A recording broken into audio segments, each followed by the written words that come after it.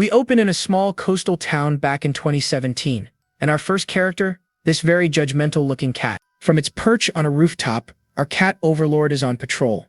Just beneath it is a quiet, blue-haired boy walking all by himself. That guy's weird, someone says. A pair of guys are watching him. What's his deal? The kid with the bowl cut explains he's the new transfer student, and the weird part, he never ever talks. He takes a swig of his coffee, getting serious. But it's more than that. It's not just that he's quiet, it's like he's deeply silent. Yeah, I have no idea what that means either, my friend. The other one is just as confused as we are, asking what he means by that. But before he can explain, a white car comes barreling down the narrow street, and the blue-haired kid, without even looking, steps directly into its path. The driver freaks out, slamming the brakes with a deafening screech. The car stops just inches from him. The driver is absolutely losing his mind. What is wrong with you? Hey, you punk, you think you have extra lives or something? Why did you jump out in front of me? But despite the man's rage, the boy just slowly turns his head, his expression completely blank. He does not care at all. The guys in the alley are baffled. What is he doing? Wait, look at his leg.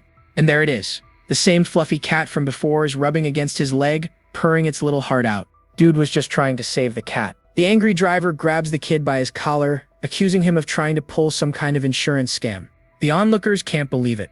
Wow, even in this situation he won't say a single word. One of them tries to call the cat over. See?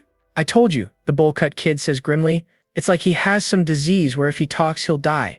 He just stays silent, no matter what. Just then, a girl with gray hair runs onto the scene, shouting, "Mister, wait a minute, what's going on?" She rushes over to the blue-haired boy. "Jijan, are you okay? What happened?" The driver, still gripping Jijan's tie, tries to explain that the kid just walked right in front of his car. The girl looks at Jijan worriedly. She then turns to the driver and bows deeply. "First of all, we are so sorry, can't you please let it go just this once?" She puts on her best puppy dog eyes and begs, "Please, just this one time, mister. Jijan isn't that kind of person. And what do you know? It works." The driver calms down and tells them to just be more careful. The guys in the alley are seriously impressed. Wow, Yena just stepped in and solved the whole thing. She's the queen of class 5. The kid holding the cat asks it, "Right, kitty?" Big mistake. The cat goes completely feral. With a furious hiss, it launches itself at his face. After mauling the poor guy, the cat just lands gracefully and trots off like nothing happened. At that exact moment, a gorgeous girl with long dark hair walks by. The kid who just got his face rearranged perks right up, a bloody mess, and waves. "Arum, hi." Even with his face looking like shredded cheese, he puts on a huge grin. "Good morning, and Arum?" She completely ignores him, walking right past without a single glance. Ice cold. His friend points out her cold shoulder, but the injured kid is totally smitten.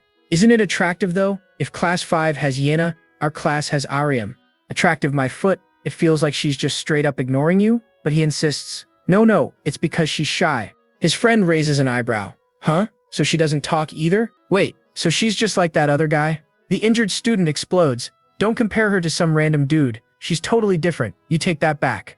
And so the students head to school, each one lost in their own little world. Inside the loud, chaotic classroom, Jijan sits at his desk, perfectly still. He closes his eyes, trying to block out all the noise and chatter around him. Suddenly, his eyes snap open to a sound. Yena and her friend are at his desk. Meditation time again today, huh?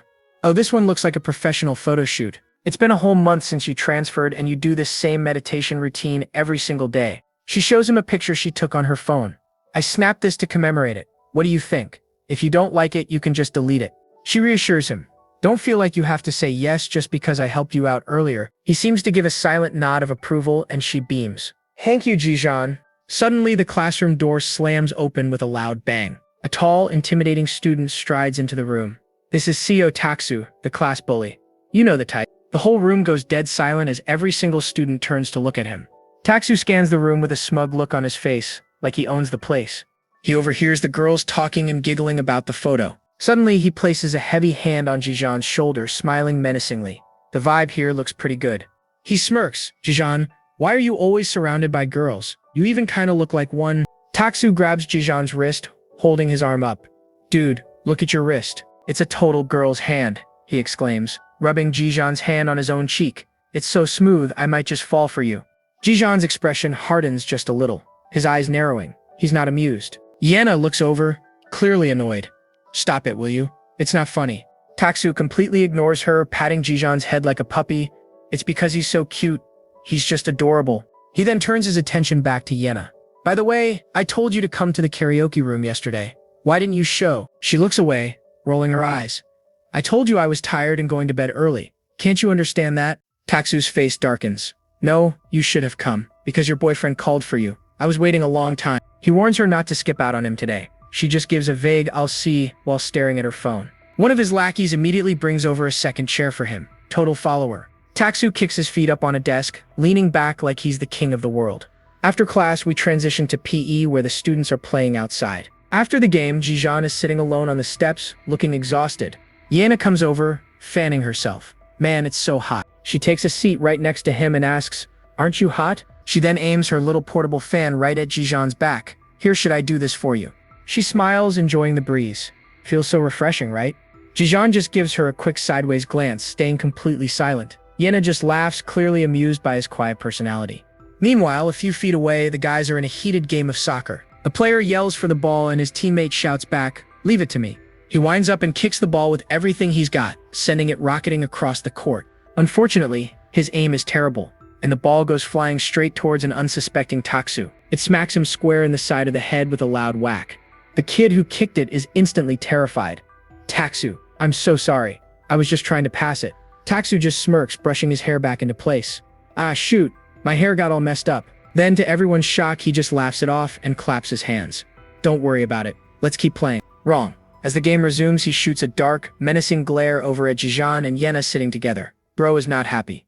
Later, Jijan is chilling by himself on the rooftop, enjoying a sandwich and a soda. Suddenly, a door nearby slams open with a bang. The kid from the soccer game stumbles out, his hair a complete mess. "Please, I told you I was sorry," he begs. Taksu and his goons emerge and Taksu is holding a buzzing hair clipper. "Come here, you little punk," he sneers. They've got the poor guy totally cornered. "Shut your mouth and get over here," Taksu orders. He leans in, his expression pure evil. "Do you need to taste some blood before you come to your senses?" The student is so terrified he collapses to his knees. Just then, one of Taksu's goons spots Jijan sitting on the bench nearby. The goon jumps back in surprise. "Whoa, you scared me. What are you doing here?" The whole crew turns to look. Taksu just smirks. "Jijan, what, were you eating lunch all by yourself over here?" He calls it creepy, then tells Jijan to watch closely, because he's about to make a masterpiece. With a wicked laugh, he starts shaving the kid's head, saying he's making him look much better. He pats the student's head, showing off his work. What do you think? The poor kid is left with a horrible buzz cut, with two little tufts of hair left on top like devil horns. Taksu turns to the silent Jijan. "Hey, aren't you going to laugh?" When he gets no reaction, Taksu gets cocky. "You don't like my masterpiece? You're so picky." Then, his focus turns to Jijan. He shoves the buzzing clippers right in Jijan's face. "So shall I create a perfect masterpiece? What do you say?" He dares Jijan to say something if he doesn't want it, knowing full well that he never talks. When Jijan stays quiet, Taksu thinks he's won. "So, you're not gonna talk, huh? I guess that means you're okay with it, right?" He brings the clippers right up to Jijan's hair. "Don't worry, I'll make it pretty." Jijan's eyes remain expressionless. Taksu gets closer and whispers, "You should watch yourself. I'm warning you, don't cross the line." He continues. He decides to back off, admitting that if he messes with Jijan, all the girls will get mad at him. "Let's go," he says, turning and walking away with his crew like the coward he is. The bullied student just stares at the door they left through, his humiliation hanging in the air. He kneels down by the piles of his own hair and pulls out his phone. He takes a grim selfie of the awful haircut. "I need to capture evidence," he mutters. He then looks up and realizes Jijan is still there. The student walks over to him. "Why weren't you laughing?" "To be honest, I don't care even if you laugh." The student looks at Jijan with a new level of respect. "As expected, you're different from the other guys." As he walks away, he adds, "If it were me, I would have laughed my head off." "Thank you, Jijan." Later that day, as school ends, a sudden downpour starts. Students scramble for cover, complaining about the unexpected rain. Walking through the crowd is Ariam, holding an umbrella with her usual cold, distant expression. Not far away, Jijan is walking by himself, getting completely soaked by the rain. "Hey, Jijan," someone calls out. But before she can reach him, two of Taksu's goons grab Jijan by the shoulders. "Taksu wants to see you. Follow us." They lead him to a secluded area where Taksu, Yena, and the whole gang are waiting in the pouring rain. Taksu looks up with a cruel grin. "Well, look who it is. Our popular guy is here, still handsome even when you're soaking wet." Yena looks frantic. "You should stop this. Why did you bring Jijan here?" she demands. Ignoring her, Taksu grabs her phone. "Are you getting angry?" "I'm just trying to check something." And then he throws the phone into a puddle at Jijan's feet. The screen lights up, showing the wallpaper a picture of Jijan. Taksu asks coldly, "Why is your face on Yena's home screen?" Jijeon stays silent as Taksu's face twists with rage. "I don't know if I'm being petty, but I just can't understand it." Yena desperately tries to de-escalate. "I told you it means nothing. I'm just using it because the mood looks good." "Mood?" Taksu seethes. "You're telling me that was all?" Yena shoves Jijeon, trying to get him to run. "Jijeon, quick, leave. This has nothing to do with you." She looks at him pleadingly, her voice soft. "Hurry and go." One of the lackeys scoffs. "See? All the girls are siding with that punk? They're even flirting right in front of us." Yena spins around, finally snapping.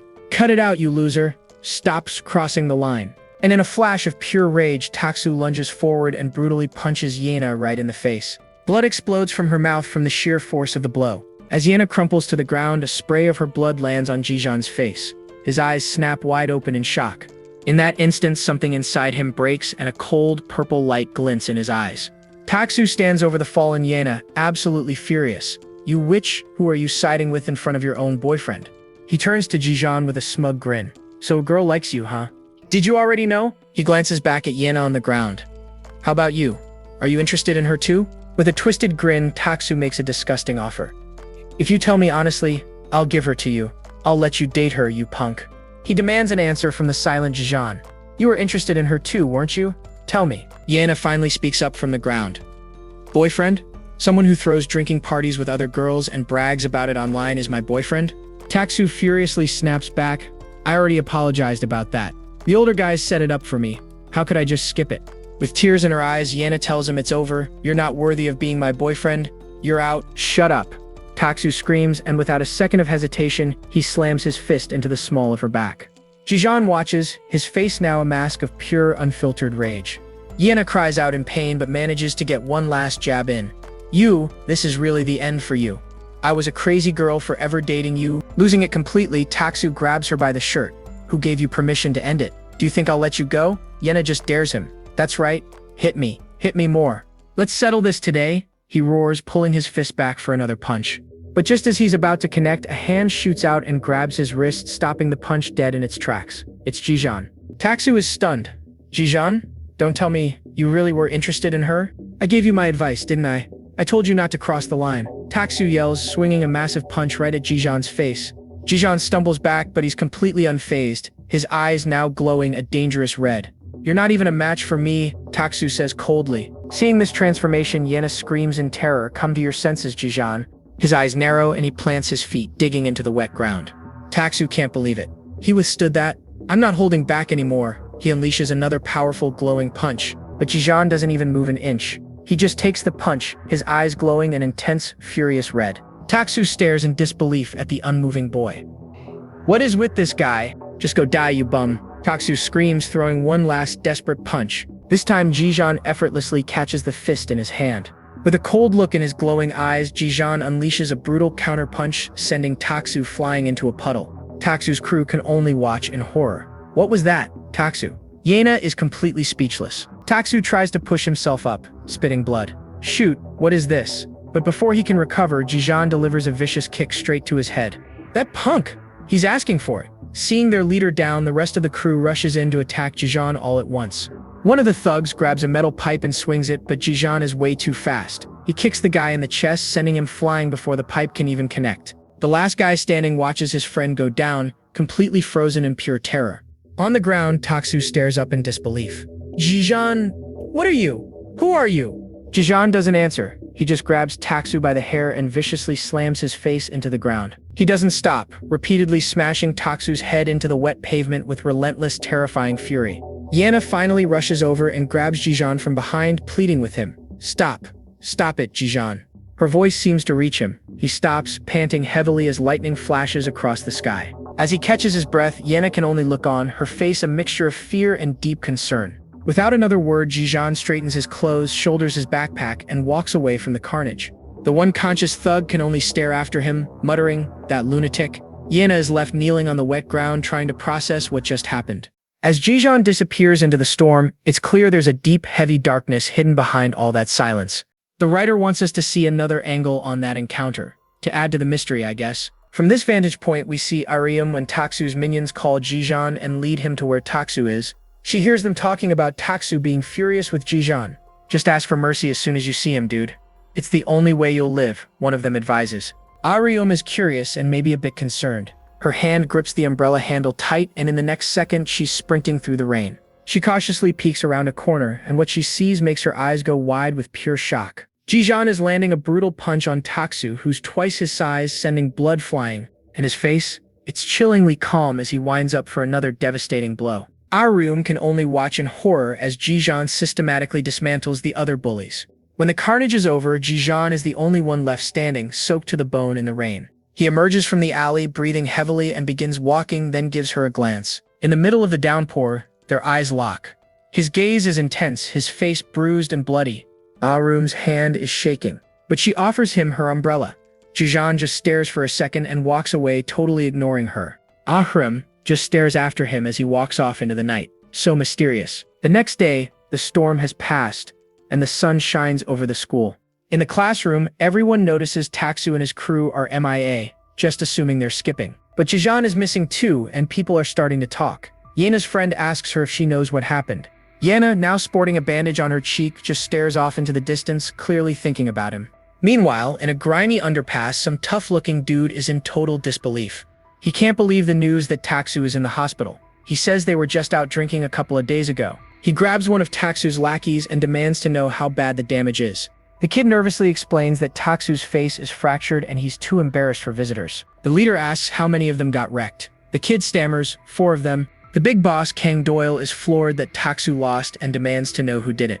The lackey explains it was all done by one person, a quiet, mysterious transfer student named Jijan. Doyle just smirks, calling it pathetic that 4 guys got taken down by a single nobody. Suddenly, one of Doyle's massive goons grabs the kid by the throat, asking why he got away clean. He stammers that a 5-on-1 fight seemed cheap, so he stayed out of it. The big guy calls his bluff and smacks him hard across the face. Doyle, clearly annoyed by the interruption, asks what school Jijan transferred from. The kid insists nobody knows anything. He says Jijan is completely mute. Frustrated with how useless he is, the big goon punches him hard in the gut. He then demands a physical description. Anything they can use to identify Jijan. This is where it gets weird. The kid admits that Jijan is super handsome, like a model with a strange charisma. Did you fall for him or something? The goon yells, punching him again for the weirdly flattering description. But Doyle seems genuinely intrigued by this silent, secretive pretty boy fighter. He says a fighter like that is a rare item and gets a crazed, hungry look in his eye.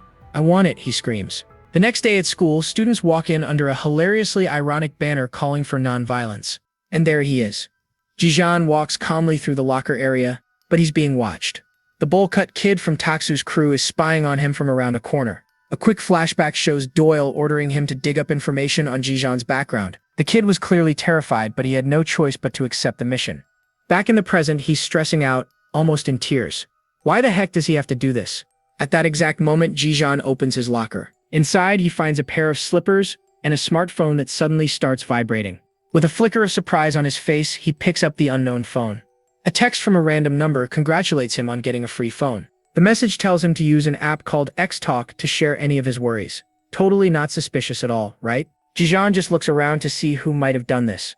His little spy completely freaks out, thinking he's been spotted. But Jijan just turns and walks away, still examining the mysterious phone. Meanwhile, Arium is also nearby, holding up her phone. Jijan glances back down at the new phone, his expression totally unreadable. And a close-up on Arium reveals she's blushing hard at whatever is on her screen. As Jijan checks out the weird phone, Taksu's lackey keeps spying, trying to figure out what's going on. As Jijan walks off, he leaves the phone sitting on top of the lockers. Seeing his chance, the lackey lunges for the abandoned phone and snatches it up. He quickly inspects it. It's a super old model, and wait a minute, it isn't even locked. But before he can start snooping, Arium lands a brutal nudge to his back. He slams hard into the lockers with a loud crash, dropping the phone. Arium coolly strolls past, picking up the phone while the kid sputters on the ground in a daze. He yells after her, asking what her deal is, but she just runs away. Left alone and completely owned, the kid is seething with a mix of rage and pure humiliation. Elsewhere, Yena is walking with her friend Yuri, who's excitedly talking about her aunt's new poodle puppies. Yena, however, is a million miles away, completely lost in thought and not hearing a word. Her friend immediately calls her out for zoning out again, and Yena tries to play it off. But her friend sees right through her, teasing, "Liar, you were thinking about Jijan again, weren't you?" As Yena denies it, her friend suddenly spots him down the hall and shouts, "Hey, it's Jijan." Yena's head whips around, her own eyes widening in surprise as she sees him. Their gazes lock across the crowded hallway, and Yena is suddenly hit with a massive wave of emotion. Without any warning, tears begin to well up in her eyes. She doesn't even hesitate. She shoves her posters into her friend's arms and calls out his name. She takes off running after him, leaving her friend to sigh. Jijan's the only one you see, huh? In a flash, she closes the distance between them. Catching up to him, Yena immediately throws her arms around him in a tight hug. The sudden bold move leaves all the other students in the hallway completely stunned. With tears streaming down her face, she tells him how worried she was and asks if he's okay. She looks up at him and says, "You saved me, Jijan. I won't ever forget it." Jijan is expressionless as usual, as Yena says a heartfelt thanks.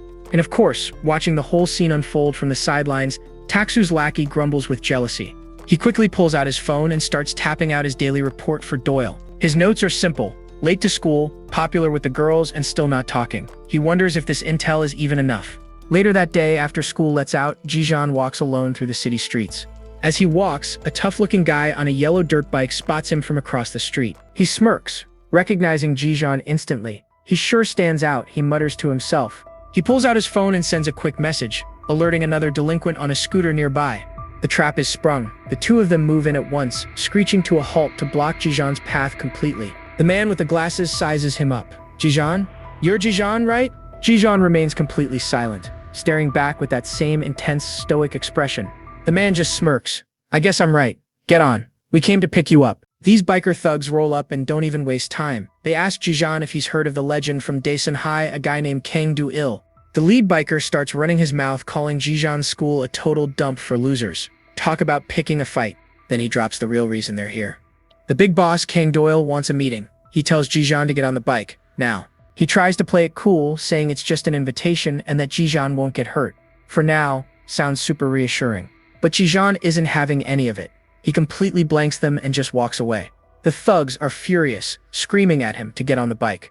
Not taking the hint, one of them lunges forward and snags Jijan by his backpack, trying to force him to stop. They call him a stubborn punk and threaten to break his legs if he keeps walking. These guys really don't know who they're messing with. And Jijan's reaction? He just gives them a cold side-eye. Bro is completely unimpressed by their empty threats. With a single smooth shrug, he just slips his backpack off and keeps walking. The thugs can't believe the audacity. Okay, playtime's over. The bikers rev their engines, screaming that he's a dead man. He ducks into a tight alleyway, walking calmly. The bikers aren't giving up, screeching right in after him. But the narrow space is a huge problem for them. The scooter scrapes the wall as his buddy on the dirt bike yells at him to get out of the way. Jijan hits a massive flight of stairs. The dirt bike rider just pops a wheelie and rides right up the steps after him. What a madman. The biker barrels down another set of stairs, still shouting. But check this out. Jijan isn't running anymore. He's just waiting calmly at the top. And with god-tier timing, he punts a full garbage bag right into the biker's path. This is gonna be good. It's a direct hit. The bag smacks the rider clean in the face, sending him and his bike flying through the air in a beautiful, trashy arc. He then crashes directly into his buddy who was running up on foot. It's a perfect strike, sending them both tumbling down the stairs like bowling pins. And to add insult to injury, the bike itself comes crashing down right on top of the first guy. Ouch, that's gotta hurt. Dazed and definitely bruised, the scooter dude helps his partner up, still screaming for him to get Jijan.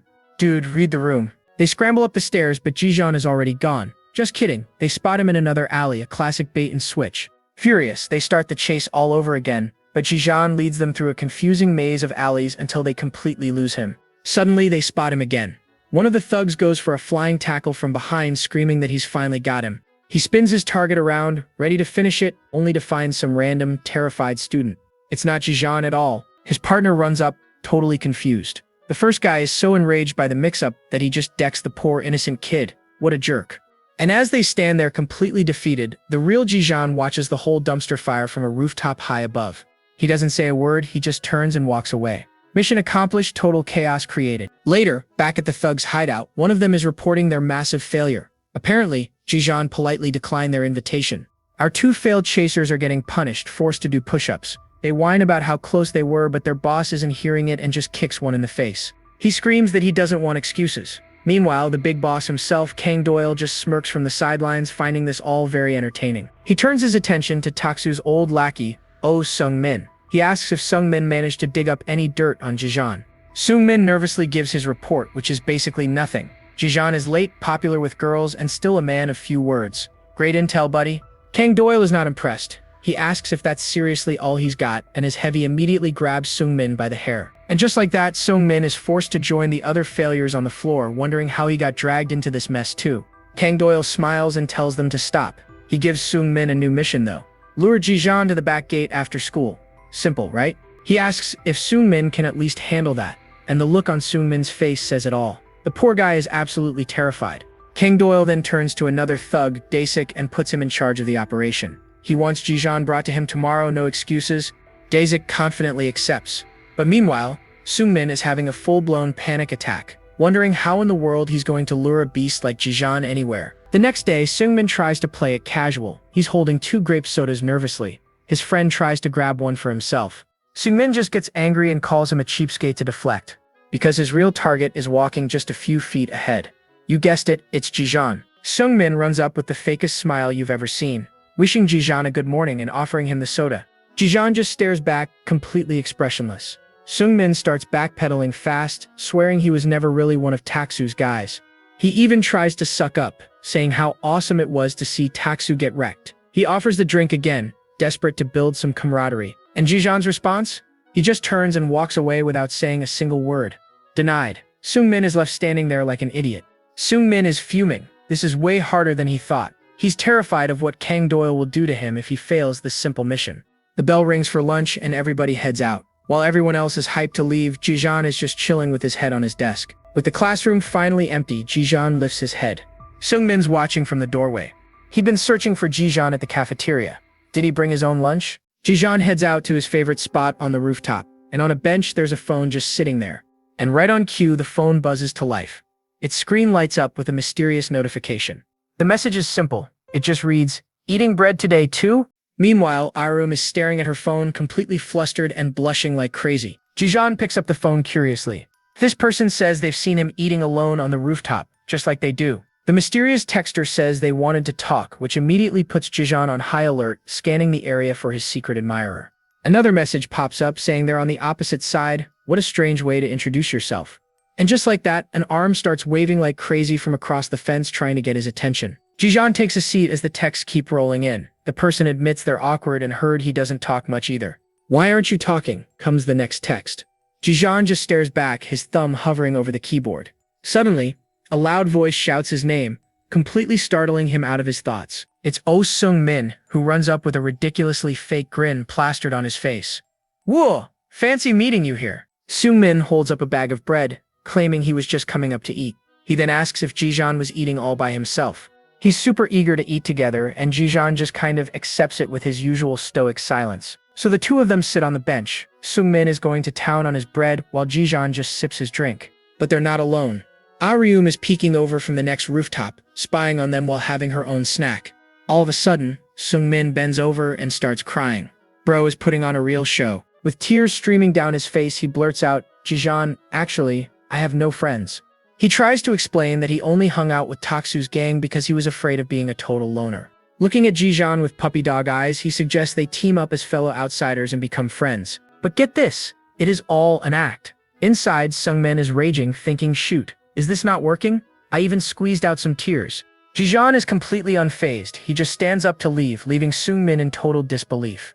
As Ji-jeon walks away, Seung-min just loses it, screaming, "No, all my effort." In a desperate move, he lunges forward and grabs Ji-jeon's arm, pleading, "We can be friends, right?" He even tries clinging to Ji-jeon's leg, but Ji-jeon easily yanks his arm away, sending the pathetic Seung-min tumbling to his knees. Seung-min checks his phone, and it's bad news. He's got angry texts from Daesik demanding to know why he hasn't brought Ji-jeon yet. Later in class, Daesik texts again telling him to get Ji-jeon to the back gate. Seung-min is panicking as the teacher dismisses everyone. But he's not giving up. He clenches his fist, determined to somehow get a hold of Ji-jeon. He rushes through the crowded hallway, terrified that his target has already gone home for the day. Peeking into their now empty classroom, he starts to panic. Oh no, there's no one inside. But then he sees him. Ji-jeon is just sitting there on a desk by the window, looking like a main character as the curtains blow around him. Seung-min just stares, completely confused. What is this? Is he shooting a commercial by himself or something? His phone buzzes again. It's Daesik, and he is absolutely furious, screaming through the text. Taking a deep breath, Seung-min enters the classroom. "Ji-jeon, you still haven't left." He immediately launches into another fake sob story, claiming he called his mom and told her he finally made a friend. He says his mom, who works nearby, desperately wants to meet Jijan and asked him to bring him over. The lies are getting deep now. He begs Jijan, "Can't you just show your face in front of her for a moment, please?" Seungmin's face twists with intensity as he tries to guilt trip him. "When my mom is insisting, you can't just refuse." But Jijan's silence is making him desperate. He thinks to himself, "Wow, are you really even thinking about it? This cold punk?" Losing all his composure, he grabs Jijan by the shoulders and shakes him, yelling, "Hey, just a moment is fine. Aren't we friends?" He literally drags Jijan out of the classroom. "This way." And as they leave, Ariam watches them go.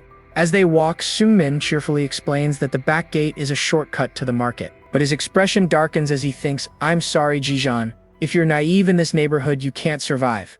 He pulls out his phone. He quickly fires off a text to Daesik, letting him know they're passing by the back gate right now. The trap is set. Just as they round the corner, a massive figure in a green tracksuit steps out, blocking their path completely. Without a word, Daesik gives Jijan an aggressive nudge with his shoulder. The force of the nudge got Jijan falling on his back as Daesik grabs the strap of his backpack to pull him closer. My, you should be more careful," Daesik sneers, clearly enjoying this. He grins like a villain. "There was no point in me even waiting for you." He follows up with a brutal backhand that sends Jijan stumbling backward. This guy means business. "Nice to meet you, you little punk." Daesik growls, grabbing Jijan by the throat. He mocks him. "Your face is fine, but it looks like your skills were all talk." But then Jijan stomps his foot hard on top of Daesik's. Using that as a pivot, Jijan kicks off Daesik's chest and does a full backflip, sending the giant bully crashing to the ground. Jijan lands perfectly on the ground, but in the chaos, his phone slips right out of his pocket. The phone clatters onto a metal sewer grate, coming to a stop just inches from falling into the drain. That's not good. Jijan's eyes widen as he sees his phone's dangerous position. At the same time, Daesik is already getting back up. Daesik scrambles to his feet and catches Jijan off guard with a massive right hook that sends him flying across the ground. Jijan's foot conveniently kicks the phone out of the way. Problem solved. Cracking his knuckles, Daesik grins with pure malice. "I'll get you on the next turn." But as Jijan slowly gets up, a dark, menacing aura starts to radiate from him. "It's showtime, people."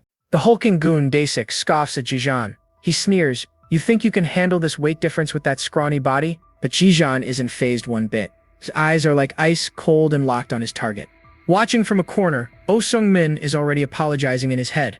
He thinks, "Sorry, Jijan." With a furious roar, Daesik charges forward like a freight train ready to completely flatten Jijan. But wait, at the very last second he grabs his backpack. What's the plan here? He uses it to block the full force of Daesik's punch. That's some insane split-second thinking right there. The impact still sends him soaring, and he violently slams against the wall. Daesik is stunned. He lets out a creepy laugh, using your backpack to cushion the blow. He grins like a maniac. "Aren't you a lot smarter than you look?" Unfazed, Jijan calmly dumps the rest of his school supplies out of his ruined backpack. Daesik isn't waiting around. He charges again, screaming, "A trick like that won't work anymore." But Jijan is way too quick for him, easily ducking under the wild telegraph swing. His eyes are laser-focused, already setting up the counterattack. And there it is. He whips the empty backpack strap right around Daesik's ankle. With one powerful tug, he yanks the big man's leg straight out from under him. Daesik's face twists in pure shock as he starts to lose his balance. He never saw this coming. The huge goon comes crashing down hard onto the pavement. David versus Goliath, folks. Absolutely enraged, Daesik pushes himself up, screaming, "You little punk." But Jijan isn't giving him a second to breathe. He's already leaping into the air. But suddenly, he stops barely an inch from the thug's head. Daesik can barely believe what's happening. The audacity of this guy. He's absolutely seething, yelling, "Who are you trying to show off for?" Jijan doesn't need to say a word. He unleashes a devastating axe kick straight down onto Daesik's head. The power is insane. The force of the blow sends Daesik reeling. Oh, Seung-min is completely speechless. What just happened? Jijan beat Hwang Daesik. Daesik is completely out cold, collapsing to the ground. And just like that, the fight is over. Jijan calmly turns away like it was nothing. His eyes land on his phone, which is lying dangerously close to a sewer grate. But suddenly, a voice screams from behind him. "It's not over yet, Jijan." Oh no. Daesik, bloody but not broken, lunges up from the ground. This guy is tough. Jijan reacts instantly, spinning with a kick that knocks Daesik back down again. But in the chaos, his phone gets knocked loose and is sent flying through the air. Jijan makes a desperate dive for it, but he's just a second too slow. Daesik snatches it right off the ground. He grins maliciously. "Is this what's so important to you?" Wiping blood from his nose, he says, My only job is to take you to Doyle. Pity I can't drag your half-dead body to him. He snaps his fingers. Suddenly, a scooter comes speeding down the alley seemingly out of nowhere. Desik hops on the back and issues a challenge. Come to Satgill Park if you want this back. He gives a menacing look over his shoulder. Your welcome party is already prepared. And with that, they speed off, leaving Jijan and a totally stunned Oh Sung-min in the alley. Sung-min rushes over to Jijan, completely frantic. Jijan, are you alright? Are you hurt anywhere? He grabs Jijan's face, anxiously checking him for any injuries. He's relieved he's okay, but then the panic sets in. That was so close. But what are you gonna do now? They took your phone.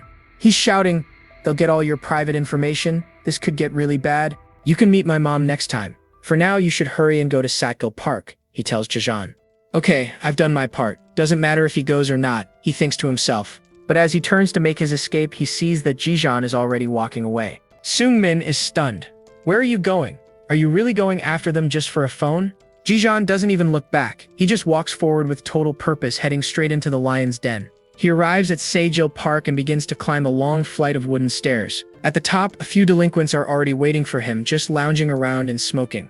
The welcoming party, I guess. His expression is grim. He knows this isn't going to be easy. And he was right. It's not just a few guys, it's a whole crew. But Junjan stands his ground, fists clenched at his sides, ready for whatever comes next. And there, sitting in a gazebo in the middle of them all, is the man himself, Kang Doyle. Doyle's eyes narrow, and then a cruel smirk spreads across his face. Well now, this is nice. He holds up the cracked smartphone.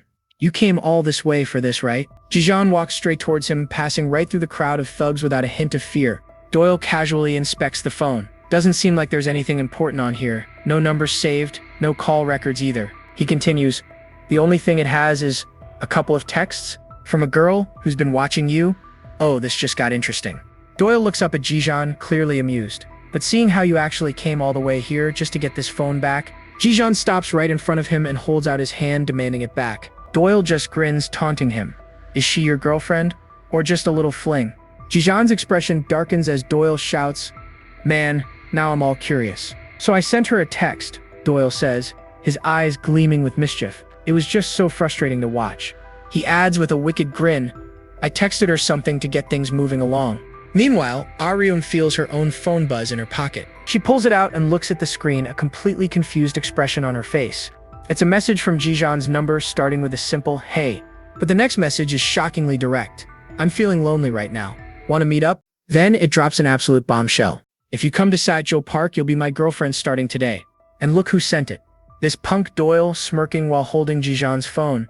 He figures if the girl actually shows up, it's proof she likes him. But Jijan just stares him down, giving absolutely nothing away. His face is like a stone wall. Doyle jokes that Jijan will owe him big time once he lands the girl. What a friend, right? Jijan doesn't say a word. He just holds out his hand, silently demanding his phone back. But Doyle just pulls it away, totally unimpressed. You want this, he asks, like it's some kind of game. One of his goons, Dasik, chimes in, bragging that his crew worked hard to drag Jijan here. Doyle goes on that Taksu probably deserved it. But you see, there are rules around here. Jijan beat up one of his men, and for that, there's a price. Doyle looks him up and down with a smirk. You came here prepared to pay it, right? Jijan remains completely silent, which just makes Doyle chuckle. He clearly finds this amusing. Doyle then holds up Jijan's phone. The deal is simple. If Jijan can hold on to this while fighting his entire crew, he gets it back. Since you're a transfer, you don't know how things work around here. He explains that in this neighborhood, the ranking fights are everything. It's a brutal system. The moment you mess with Taksu, he declares, you officially join the ranking fight. With a wild grin, Doyle shouts, so let's see how skilled you really are. Dasik gets right up in Jijan's face, cackling. This is the place of revenge, Jijan. And with no warning, he throws a massive punch right at Jijan's head. But check this out. Jijan takes the hit and doesn't even flinch. His expression is completely unchanged. Dasik is absolutely stunned, his shock quickly turning to rage. You punk. He screams at the rest of the crew, what are you all doing? Get this guy. A thug in a red hat throws the first punch, but Jijan effortlessly puts up a block. You can see his hand clenching into a tight fist. He's ready. He even catches another thug's fist midair, stopping the attack cold, but it's a numbers game. He's quickly overwhelmed as the others swarm in, landing punches from all sides. Even as the beating continues, there's a sharp glint of light reflecting in his eye. He takes a brutal shot right to the face that would knock anyone else out. Then another one to the gut that doubles him over. This is getting rough. A thug grabs him by the hair, holding him in place for the next attack. He takes another devastating punch to the side of the head with a sickening impact. And once he's on the ground, a foot comes down hard, stomping on him. The gang is relentless, kicking and punching him from every single angle. Doyle watches the whole thing, looking confused. Why is he only defending, he wonders. He starts to think that maybe Jijan just isn't interested in their little ranking fight at all. One of the thugs points out that Jijan hasn't even screamed. Is he really risking his life just to stay quiet? This gives Doyle a twisted idea. A depraved look crosses his face. I wonder what kind of voice will come out of someone like him. So he raises the stakes, shouting to his crew, anyone who makes that guy scream, I'll give you the limited edition Jordan Nikic. The thug's eyes immediately light up with greed. Really? Awesome. The promise of rare sneakers sends them into a total frenzy, and they descend on Jijan all over again. Doyle screams at him, Jijan, show your skills. Prove to me that you're a rare item. Daesik shoves his way through the crowd, yelling for everyone to move out of his way. He taunts the beaten Jijan, asking where his fighting spirit went and if he's scared now. Daesik connects with a brutal uppercut, sending spit and blood flying through the air. The blow knocks Jijan flat on his back. He looks utterly defeated. He's struggling to breathe, his face a mess of bruises and blood, but incredibly, his eyes are still open. This isn't enough for one of the goons, who decides to take things to a whole new level by picking up a huge rock. He grins like a maniac, raising the rock high above his head. I'll make this guy scream. He gloats that he never liked Jijan's face anyway, and this will solve everything. But before he can bring it down, a foot slams into his head with incredible force. It's Doyle. He stands over the downed thug and coldly asks, do you want to die? He then turns back to Jijan, grabbing him by the collar and pulling him up. He gets right in his face. Do you enjoy this? You're trying to hide something, aren't you? He tells Jijan that this will never end, not until he proves his worth. Meanwhile, hiding behind a tree, Seungmin is watching the whole thing unfold, feeling absolutely terrible for Jijan. He knows Doyle's gang is on a completely different level than Taksu's crew. This is serious. Suddenly his eyes widen as he notices someone else approaching the park. At that exact moment, Jijan's phone, still in Doyle's hand, lights up with a brand new message. The message is simple and direct. Please let him go. Doyle looks up from the screen, his eyes wide with genuine surprise, and there she is. It's the girl, Aram. She's standing at the edge of the clearing, her face hidden in the shadows. Doyle's shock melts into a wicked grin as he looks at Jijan. Perhaps you'll find your will to fight now. Your little fling has arrived. He gives a subtle nod to one of his thugs, who smirks and says, okay. The thug starts walking towards Aram, waving his hand. Hey, come a little closer. Aram doesn't move. Instead, she starts typing a reply on her phone. But before she can send it, the thug rushes up behind her. He violently grabs her by the arm, stopping her cold. Wow, he leers, pulling her close. You're actually pretty. She tries to pull away, but he yanks her back. Where do you think you're going? You came here by yourself, didn't you? Watching from the trees, Seungmin's face twists in horror. What? That's Aram. He's completely panicked. He has no idea what he's supposed to do now. He instinctively takes a step forward to help, snapping a twig under his foot. The thug just grins at Aram. You should go see your boyfriend's face. Let's go. But Seungmin freezes up. He's too terrified to intervene and can only watch them go. The thug announces his success, confirming he's dragged Aram into the park just like he was ordered. Up until now, Jijan has taken the entire beating without making a sound, but seeing her here, something finally snaps. Ahiram's terrified face triggers a flashback for Jijan, a memory of her showing him a simple moment of kindness on a rainy day, and how she tried to connect with him despite his lack of reaction. Back in the present, Aram flinches in fear, the thug's grip leaving angry red marks on her arm. And that is it. That is the absolute last straw. The empty look in Jijan's eyes is instantly replaced by pure, unadulterated rage. The thugs are in total shock. They can't believe their eyes, she actually came. One of the goons grinds his foot on Jijan's head and sneers at her. He says Jijan is busy getting a little educations right now. Aram's hands are trembling, but she immediately tries to de-escalate by typing a frantic message on her phone. But instead of speaking, she just stands there in complete silence. The thugs are totally baffled. Why isn't she talking? The leader, Doyle, absolutely loses it and starts laughing. He just realized she's silent, just like Jijan. The whole crew starts mocking them, calling them a weirdo chat couple. Doyle, being the menace he is, turns this into a sick game. He smirks and says he'll reward whoever can make one of them talk. The big goon's eyes light up with a creepy glint. He asks if the girl is fair game, and Doyle just gives him the green light. And just like that, a couple of creeps start closing in on Aram. One of them says if she can't talk, she can't say no. Seriously messed up. One grabs her wrist, demanding she speak, while another gets way too close and starts messing with her hair. All the while, Jijan is watching from the ground, and the look in his eyes is pure, unfiltered rage. as the creep asks about her shampoo. Doyle just keeps poking the bear, taunting Jijan. He asks if he's just gonna sit there and let this happen. Another thug escalates things, grabbing Uriam's face to force her to talk. From behind a tree, a terrified Sungmin can only watch in horror.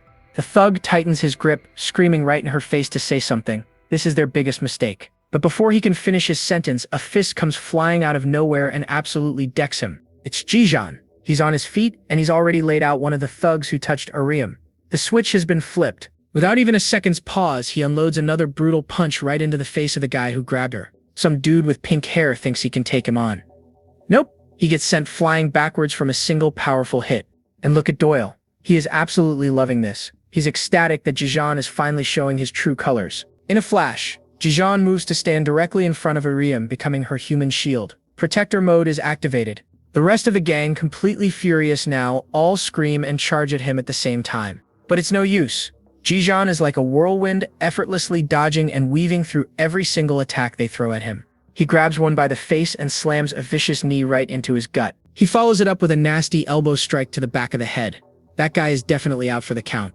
Another one comes in with a kick, but Jijan just casually trips him up, sending him face-planting into the dirt. Seeing his boys get absolutely dismantled, the big thug Dasik roars that he's going to end this himself and charges in.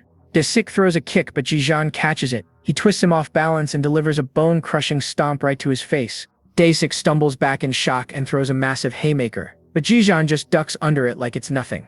Jijan then spins and unleashes an insane high kick that connects perfectly with Dasik's jaw. What a clean hit. Doyle is watching, completely captivated by the show.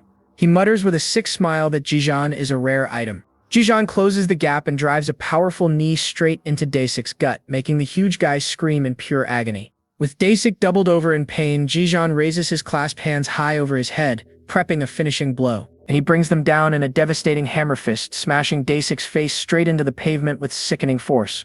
Dasik, the walking tank, is out cold. The others stare in horror for a second before screaming and charging in again. Jijan just becomes a blur of destruction. He launches himself into the air and takes out multiple guys at once with a flurry of kicks. Doyle is watching this beautiful carnage with a chilling grin. He's thinking, who is this guy? He's way beyond his wildest expectations. But then one of the last thugs makes a cowardly move. He grabs Aram from behind and puts her in a chokehold, screaming at Jijan to kneel. This sight immediately triggers a dark memory for Jijan. He sees another girl, a blonde one, held in the exact same way, screaming his name. And just like that, something inside him snaps. A strange purple energy flickers in his eye as he takes a single, deliberate step forward. The thug starts to panic, screaming at him not to come any closer, but you know Jijan is not listening. While the coward is distracted, another guy tries to sucker punch Jijan. Big mistake. He gets a bone-shattering fist to the face without Jijan even looking. With that out of the way, Jijan turns his full, unrestrained fury on the guy who's holding Ariam. The thug is screaming in pure terror now, begging for his life as Jijan approaches. But it is way too late for apologies. Jijan's fist connects and the impact is absolutely devastating. And he is not done. Jijan raises his foot, ready to bring it down with brutal finality. The guy can only whimper that he was wrong, but one look at Jijan's cold, empty glare tells you there is zero mercy left. He just keeps punching, and that strange purple energy starts glowing in his eye again. Suddenly, Doyle steps in and grabs Jijan's arm mid-swing. He yells at him to stop, saying it is enough. He then holds out Jijan's phone, telling him to take it. Looking down at the battered but victorious Jijan, Doyle declares that he's earned it back. He passed the test. He even offers Jijan a spot in his crew, admitting he's way too valuable of a fighter to pass up. But Jijan completely ignores the offer. He slowly gets to his feet, clenching his bloodied fist, and walks towards Doyle. Doyle is completely confused, yelling after him that it is all over. Doyle's friendly facade instantly vanishes, replaced by something else. What is with the attitude? I told you that's enough. Jijan attacks. A manic, unhinged grin spreads across Doyle's face. He gets into position and he's lightning fast. He completely dodges Jijan's blow and counters almost immediately. It connects with a massive impact, and a flash of that same purple energy explodes from the blow. The sheer force of the punch sends Jijan flying backward through the air like a ragdoll. He crashes to the ground, seemingly out cold. Doyle stands over him with a smug, twisted grin. He smugly says, I told you to stop, didn't I? Jijan is on the ground, completely gassed and beaten to a pulp, just trying to catch his breath. Kang Doyle looms over him with a smug grin, telling him he'll be back for that answer soon enough. He gives the order and his equally wrecked crew starts to pull back. The beatdown is over, for now. As they limp away, one of his guys can't help but wonder who in the world was that monster they just fought. Even Dasik, his face a total wreck, is confused. He asks Doyle why he'd still want to recruit a guy who just handed them their butts. Doyle just touches his busted lip and admits that even he got chills when Jijan went berserk. He flashes back to that insane counter. He was sure he dodged it, but Jijan's speed was on another level. The guy has a genius-level talent for hitting weak points. Doyle isn't just mad, he's seriously impressed. Then he gets this totally unhinged look in his eyes. This dude is obsessed, declaring he's going to make Jijan his, one way or another. Later, we find Jijan slumped on a park bench. Arim shows up and you can see the pure worry in her eyes. But Jijan just stares at the ground, his face a mess of cuts and bruises, completely shutting her out. You can see her heart breaking right there. A single tear falls and then she just bolts. Then his phone starts buzzing. He checks it, and it's a text from Arim. She's running to get medicine for him and asked him to wait. But seeing her message triggers something, a dark memory starts to surface. He's thrown back to that horrifying moment when one of the goons was holding her hostage, screaming at Jijan to get on his knees or she gets hurt. He snaps back to reality, but his face is stone cold. That memory changed everything. He picks up the phone, gives it one last look, and leaves it behind. He just walks away, abandoning it completely. But hold on, he wasn't alone. Oh Sung-min was hiding behind a tree and he saw everything. He's totally speechless, calling Jijan unreal. Sung-min realizes that the new transfer student isn't just some guy, he's a certified monster. Then he spots the phone on the bench. He recognizes it instantly. It's the same one he saw at the school shoe racks. And all the pieces click into place. He realizes Arun must be the one who gave Jijan that phone. Just then, he hears footsteps. Oh no, it's Arun. And she's running right back to the bench. Sung-min totally panics. He looks at the phone in his hand and just makes a break for it. Arun gets back with a bag full of medicine, only to find the bench empty. Meanwhile, as Sung-min is booking it, the phone lights up again. It's another text from Arim, asking if Jijan is okay. Reading this makes Sung-min furious. How could Jijan just abandon his phone when Arim is so worried about him? He's totally conflicted. Should he reply and put her mind at ease, or just ignore it? He scrolls up and sees her first text, introducing herself and saying she wants to get to know him. His heart just sinks. He's completely overwhelmed. Does he ignore her, or does he pretend to be Jijan? Back at the bench, Arim's phone buzzes. She looks down and sees a reply. Just one word. Okay, but that one word is enough. The next day at school, things are about to get crazy. Sung-min's friend is glued to his phone, his jaw on the floor. And what's he watching? It's a video of Jijan single-handedly dismantling Doyle's entire crew. His friend can't believe it's the same transfer student. Sung-min admits he was so shocked he barely managed to hit record.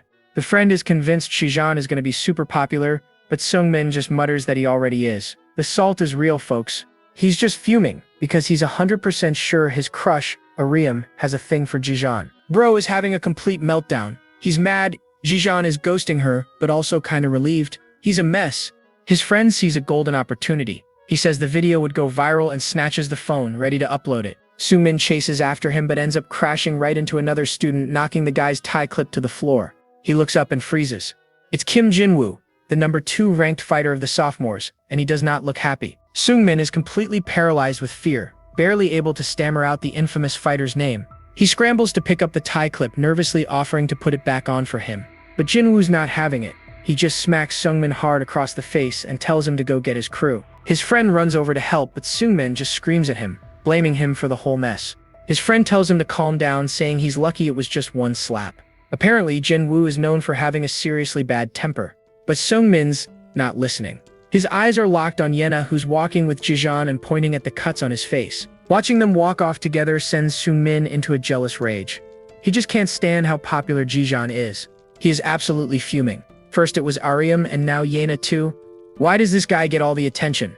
And speak of the devil, he turns around, and there she is.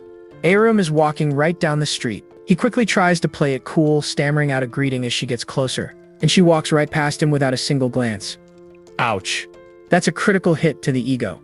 That's when he gets an idea. If he can't get Arim's attention directly, maybe he needs to get close to Jijan first. Suddenly, his friend pops up out of nowhere with a wicked grin on his face, holding out the phone. On the screen is the fight video, queued up and ready to post with the title, "Holy Cow, Transfer Student." And before Sung-min can do a single thing to stop him, his friend hits the upload button. It's done. We change scenes to the classroom. A pack of bullies has cornered their favorite punching bag, and they're getting artsy with it. And with a final smack, the masterpiece is complete. They've drawn a smiley face on the back of his head, calling it an improvement. Seriously? The poor victim, Guman, looks completely broken as his tormentors howl with laughter. But the humiliation isn't over. Their next brilliant idea is to make him walk backwards for the rest of the day. Terrified and confused, Guman actually starts to shuffle backwards, right as they guide him towards the stairs. You know what's coming next. Guman loses his footing completely and takes a nasty tumble headfirst down the entire flight of stairs. And the bullies, they just stand at the top, laughing their heads off and calling him an idiot. Just pure evil. But just before Guman smashes into the landing, a blur of motion appears out of nowhere and catches him. It's Jijan. He just saved Guman from a trip to the hospital, and Guman stares back in total shock. Yenna rushes over to check if Guman is alright. He's shaken, but says he's fine. That's when Yenna finally sees it. She spots the ridiculous drawing on his head and completely loses it. Guman just apologizes pathetically while Jijan watches the whole scene with a cold, unreadable face. Seeing Jijan's stone-cold expression, Guman can't help but think to himself, he's the only one not laughing at me. As his silent savior walks away, Guman musters up the courage to shout, "Thank you, Jijan." Meanwhile, in another part of the school, something big is about to go down in the gymnasium. Inside, it's an all-out brawl. Students are trading heavy blows in an unofficial fight club. A huge crowd has gathered around them, cheering, jeering, and probably betting their lunch money on the outcome. But one person is not impressed. Kim Jin-woo sits on the bleachers, looking totally bored by the amateur display. Suddenly, his lackey runs up and shoves a phone in his face. It's a crazy fight video of some new transfer student. And this video is absolutely blowing up online. The views are climbing and the comments are going wild. Jin-woo's interest is finally piqued. He asks if the guy is from their school, and his buddy confirms the uniform matches. A menacing grin spreads across Jin-woo's face. If this monster is really at their school, things are about to get very interesting. He stands up, silencing the crowd. He needs to know everything about this transfer student, and he needs to know now. One of the fighters points out there's a quiet new kid over in class 5, and then he drops the bomb. The word on the street is that this new guy is the one who hospitalized Taksu. Jin-woo's grin widens. So he's the one who took out Taksu? He orders his men to dig up everything they can on him. Later during lunch, Guman actually turns down his friends, saying he has other plans. He works up the nerve to approach Jijan, offering to share the bread he bought as a thank you. Hey, maybe we can eat lunch together once in a while, Guman says. But Jijan just stays silent. But their unlikely lunch date is immediately crashed by Oh Sung-min, who declares he was waiting for Jijan the whole time. Sung-min gets right in Guman's face, demanding to know why they're together. He insists he's the one who should be eating with Jijan. Then Sung-min notices the drawing on Guman's head and starts laughing his head off. Man, this kid has no filter. Guman tries to defend himself, but Sung-min just keeps roasting his ridiculous new haircut. Guman dramatically declares that his head is living proof of bullying and the truth must be seen. Can you take my picture? Guman asks. Cut the BS, Sung-min shoots back. A few minutes later, a confused Sung-min is snapping photos, having absolutely no idea what's even happening anymore. Just then, his phone buzzes. It's a message from Aryam, and his face instantly turns bright red. He makes up a lame excuse and sprints away, leaving Guman and Jijan behind. The text from Aryam just says, "Have a nice lunch." Sung-min is on cloud 9, clutching his phone like a treasure. Meanwhile, Aryam gets a reply that says, "You too." A small, happy blush appears on her face as well. But back with Sung-min, his happiness turns to sheer horror as the rooftop door opens. A shadow falls over him. A tough-looking student named No Jamin strides in. Jamin has tracked them all the way to the rooftop. He smirks, saying the rumors are true about the transfer student's lunch spot. He confidently walks towards Jijan, holding up a phone playing that viral fight video. "This is you, isn't it?" Jijan just stares at the phone while Sung-min looks like he's about to have a heart attack. That idiot friend of his uploaded the video. Poor Guman is completely lost, sweating buckets and wondering what in the world is going on. But Jamin knows exactly why he's here. He challenges Jijan directly, telling him to get up and show him what he's got. Jijan doesn't even move. He just stares ahead blankly. Jamin gets angry and shouts, "Hey, I said get up." Losing his patience, Jamin snaps and throws a punch that stops just a single inch from Jijan's face. And Jijan's reaction? Nothing. He doesn't even blink. He just looks bored, which is the ultimate sign of disrespect. Jamin is practically shaking with rage at being ignored so completely. He taunts him, trying to get any kind of reaction. Finally snapping, he screams that if Jijan won't get motivated, he'll just beat him into it. He winds up for a full power punch. "If you're not going to say anything, then I'll just beat you up," Jamin screams. But Jijan's reflexes are on another level. He ducks under the sloppy punch with zero effort. And without even a moment's hesitation, he counters with a brutal kick right to Jamin's shin. The impact sends Jamin stumbling forward, completely losing his balance. His face meets the wooden bench with a sickening crack. Ouch, that had to hurt. Jaemin hits the deck, screaming in agony while everyone just stands there, totally stunned. He pulls his hand away, revealing a face full of blood. Yep, that nose is definitely broken. Jijan just stares him down with this dark, terrifying silence. Jaemin is absolutely petrified and scrambles to his feet. Screaming his head off, he turns tail and bolts out of there as fast as his legs can carry him. Seungmin and Guman are left completely speechless, just wondering what in the world just happened. Guman turns to Jijan, his face a mask of pure awe. He can't believe it. Who the heck are you? You're crazy. Seungmin whispers that he's the dude who sent Taksu to the hospital, and Guman is floored. Guman's admiration is through the roof. He knew Jijan was different, but this is a whole new level of cool. But Seungmin gets serious, warning them that Jaemin's appearance means big trouble is on the way. He explains that Jaemin works for Kim Jinwoo's crew. They scout strong fighters and force them into a secret fighting ring in the gym. And Seungmin drops the bombshell. Jijan is their next target. Guman can't even process that there's a fight club at their school. He adds that some students even join willingly to make cash. With Jijan's insane skills, he could make a fortune. Guman bonks his head, furious that Seungmin wants Jijan to join. Seungmin quickly clarifies that he just has faith in Jijan's strength to handle it. So Guman turns to the silent Jijan and puffs out his chest. He declares that he'll reject the offer for him. He figures Jijan hates fighting and attention, right? So he's going to be the one to talk to them on his behalf. Guman throws an arm around Jijan's shoulder with a huge grin. He says that's what friends are for.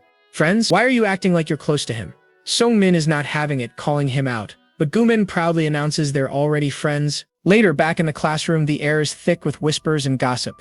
But the second Jijan and Guman walk in, the room goes silent. All eyes are on them. Instantly, a crowd swarms Jijan, shoving a phone in his face. It turns out he's gone viral. The phone is playing a shaky video of that insane brawl at the park. They're all desperate for confirmation.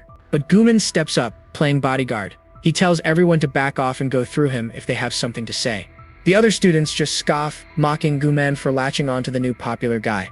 But suddenly, the classroom door slams open with a deafening crash, and in walks Kim Jinwoo with a lackey. Their entrance instantly silences the entire room. A wave of pure fear washes over the students. They know exactly who this is. Jinwoo stands at the front of the class and calmly asks for the new transfer student. Without a word, every single pair of eyes in the room drifts to the back, landing right on Jijan. Jinwoo locks his gaze onto Jijan. He and his enforcer start walking down the aisle straight for him. But just as they reach his desk, Guman stands up, blocking their path. You gotta admire the courage. Who the heck are you? Jinwoo glares. Guman nervously stammers that he's Jijan's friend and representative. He says they can talk to him instead. Jinwoo's lackey gets right in Guman's face, mocking him for thinking he's some kind of big shot. And before Guman can even react, the goon decks him right in the face with a brutal punch. Are you an idiot, representative? Guman stumbles back, clutching his face as the lackey sneers at him. He then grabs Guman by the collar, laughing at how ridiculous he looks. With Guman taken care of, Jinwoo finally steps up to Jijan's desk. He gets straight to the point. He asks Jijan if he's the one who messed up Jaemin's nose. Jijan just stares back, his expression giving absolutely nothing away. Jinwoo pulls out a black card with a snarling dog on it. It's an invitation to the gymnasium's fight club, known as Hound Dog. He explains his scout already tried and failed, so he came himself, holding the card out to Jijan. He pushes the card closer, asking the million-dollar question, doesn't he want to make some money? Even while dazed, Guman tries to speak up, insisting that Jijan doesn't want to fight. Jinwoo's face darkens with pure rage. He's had enough of Guman's interruptions. He snaps, delivering a vicious kick to Guman's stomach that sends him flying across the room. Jinwoo stands over him, absolutely furious, screaming at him for not knowing his place. He roars at him to stay down before starting to stomp on Guman over and over again. The rest of the class can only watch in absolute horror as the one-sided beatdown continues. But then, a hand shoots out and grabs Jinwoo's shirt, stopping him mid-stomp. Jinwoo spins around, shocked. It's Jijan, and his eyes are filled with a cold, terrifying fury. Jijan looks up at him, his expression dangerously calm. You know things are about to get real. Get your hands off, Jinwoo warns. But Jijan's grip only tightens. Jinwoo says he really hates being touched, but Jijan doesn't budge. Suddenly, the lackey snaps. He screams at Jijan to get his hands off his boss and throws a wild punch. But that punch was moving in slow motion for Jijan. He effortlessly ducks under the attack, making it look easy. And in one single fluid motion, he pivots and drives a vicious elbow strike right into the lackey's face. The impact is absolutely devastating. The goon's head snaps back as blood flies from his mouth, and Jijan just stands there, his expression cold as ice. And just like that, Jinwoo's lackey is eating the classroom floor. That elbow strike was absolutely brutal. But he's not done yet. Fueled by pure rage, he grabs a chair and screams, "You're dead. You hear me? Dead." And Jijan? He just stands there, completely unfazed. He watches the guy charge like it's a slow-motion movie. With some insane parkour moves, he vaults over a desk, easily dodging the wild swing. He lands on another desk like a cat and immediately launches himself forward again. In a split second, he's airborne, delivering a devastating kick right to the dude's jaw. And that is a knockout. The goon collapses in a heap, completely lights out. The entire class is just staring, completely speechless. Guman and his crew finally realize that viral video was 100% real. But the dude isn't done yet. He picks up the nearest desk and is about to yeet it at Jijan while screaming, "Let's see who'll be dead at the end of this."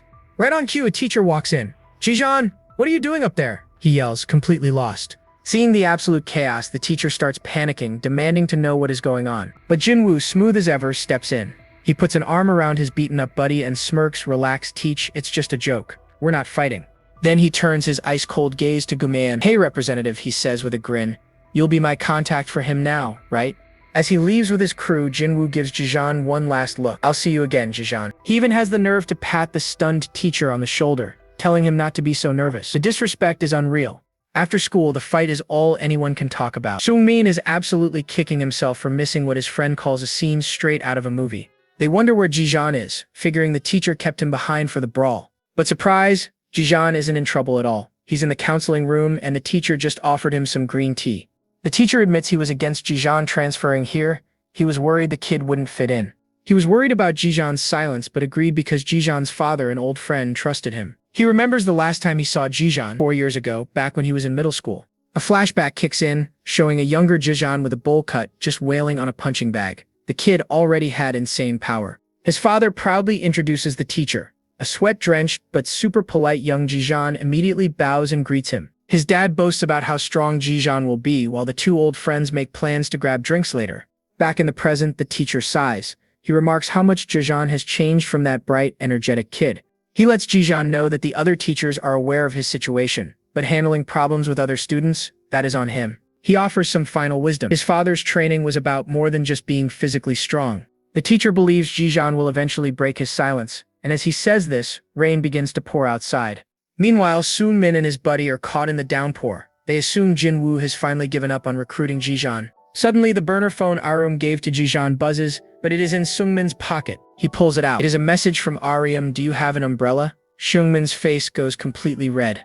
He quickly texts back, "Why?" She replies, telling him to meet her at the stationery store. His mind starts racing as he sprints towards the store. Is she really waiting for him with an umbrella? He peeks around the corner, and his heart just sinks. There is Arum, holding an umbrella, clearly waiting for Jijan. Seungmin starts to panic. He thinks about getting Jijan, but his jealousy takes over. "No way, I cannot let them share an umbrella." But then, a crazy idea hits him. He imagines himself walking under that umbrella with them too. This dude is plotting. With his new plan locked in, Seungmin sprints back to the school to find Jijan, leaving Arum waiting in the rain. Moments later, Seungmin shows up with his arm around Jijan's shoulder like they are best buds. "Oh Han Arum," he says, acting all surprised. Ahiram just stares back, completely confused by this bizarre new friendship. The rain keeps falling as Jijan and Arum share an intense, silent look. But instead of offering to share her umbrella, she reaches in her bag and pulls another one out to them. And Seungmin's heart shatters. He realizes she was never going to share. The umbrella was always just for Jijan. A fire lights up in his eyes. He thinks, "Just once, I want her to look at me. Not Jijan, but me, Oh Seungmin." He snatches the umbrella and throws his arm around Jijan, thanking Arum like they are a team. He makes up a story about how they were just about to check out a new game center together. Then he completely throws her off, asking if she wants to join them. Arum is just standing there, totally stunned. Meanwhile, Guman is desperately running through the rain, clutching his head in panic. He sprints around a corner and freezes in pure terror. He has just run straight into an ambush. It is Jinwoo's goon, nose still bandaged from the fight. He greets Guman with a sinister smile. "Welcome, representative." Guman is trapped between the two thugs. He stammers, "Well, what do you want?" The goon just sneers back. "You said you are the representative. I have got a little message for you to pass on to Jijan." In a dark, rain-slicked alley, the only sound is the brutal thud of fist meeting flesh. No Jaemin, his face all taped up, looms over a battered Guman. He demands to know what Guman is supposed to do. Bloody and bruised, Guman can barely choke out the words. He has to make Jijan participate.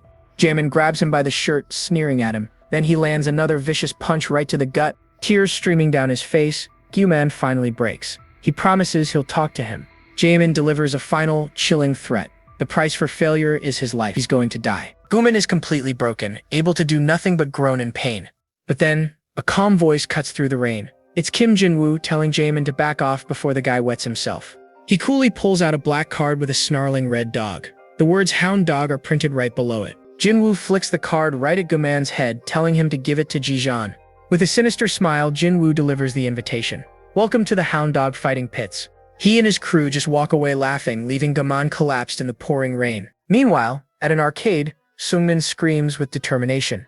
He's ready to take on Jijan, the challenge, a game of air hockey. Seungmin is ready to prove he's the best. He unleashes a powerful shot, thinking his gaming skills are unmatched. He really wants Aryum to see him win this. Aryum just watches on, her expression totally unreadable.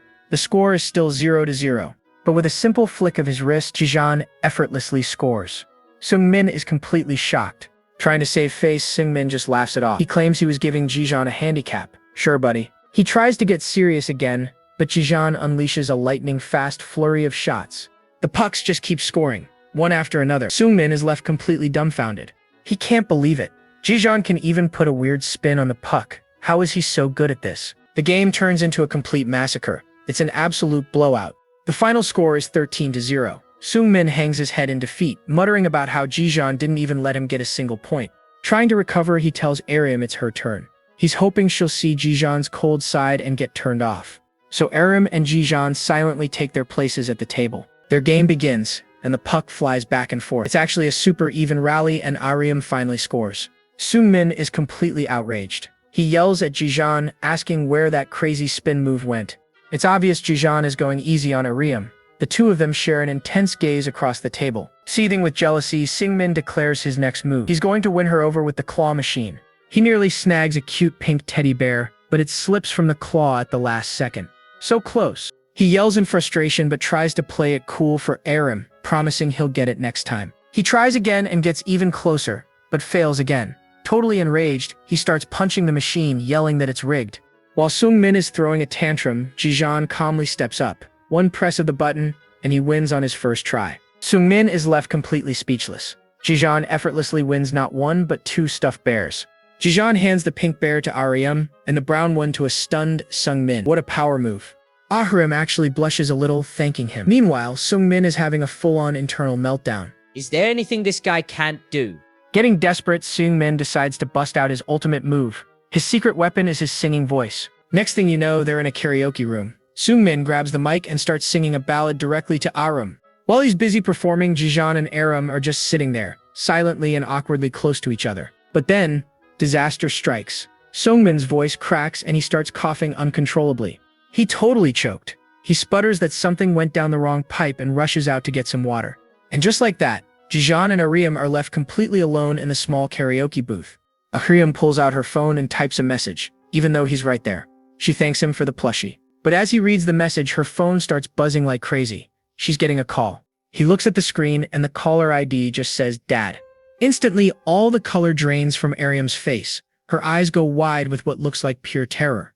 She jerks back and stands up, completely rigid with fear. She just stares at the ringing phone. Totally panicked, Aryum bolts from the room and crashes right into someone. Back in the booth, Jijan is left wondering what in the world just happened. Turns out she ran straight into a couple of sketchy-looking guys. And one of them is not happy about his spilled coffee. The bigger guy shoves her hard, yelling at her to watch where she's going. He keeps yelling at her, demanding an apology, but Aryum just stares at the ground, totally terrified. Just then, Seungmin finally catches up and sees the whole thing go down. The other guy gets right in Seungmin's face, asking if Aryum is his girlfriend. Seungmin nervously says they're just classmates for now. The main thug just scoffs and cruelly dumps the rest of his coffee right over Aryum's head. What a jerk. And Seungmin, he can only watch in horrified shock, completely frozen on the spot. But before the thug can even celebrate, a hand shoots out. It clamps down on his wrist with an iron grip. Of course, it's our boy Jijan, and he looks absolutely furious. The thug is stunned, then enraged. He screams, demanding to know who Jijan is. He tries to fight back, but Jijan expertly sweeps his leg, throwing him completely off balance. Before the guy can recover, Jijan slams into him with a powerful shoulder check. He sends the thug flying. Seeing this, his buddy decides to jump in, throwing a wild punch. That was a big mistake. Jijan dodges easily and buries his fist deep into the guy's stomach, knocking him out cold. Aryum is still frozen, her eyes wide with shock as coffee and makeup stream down her face. Jijeon glances back at her. His expression is unreadable but incredibly intense.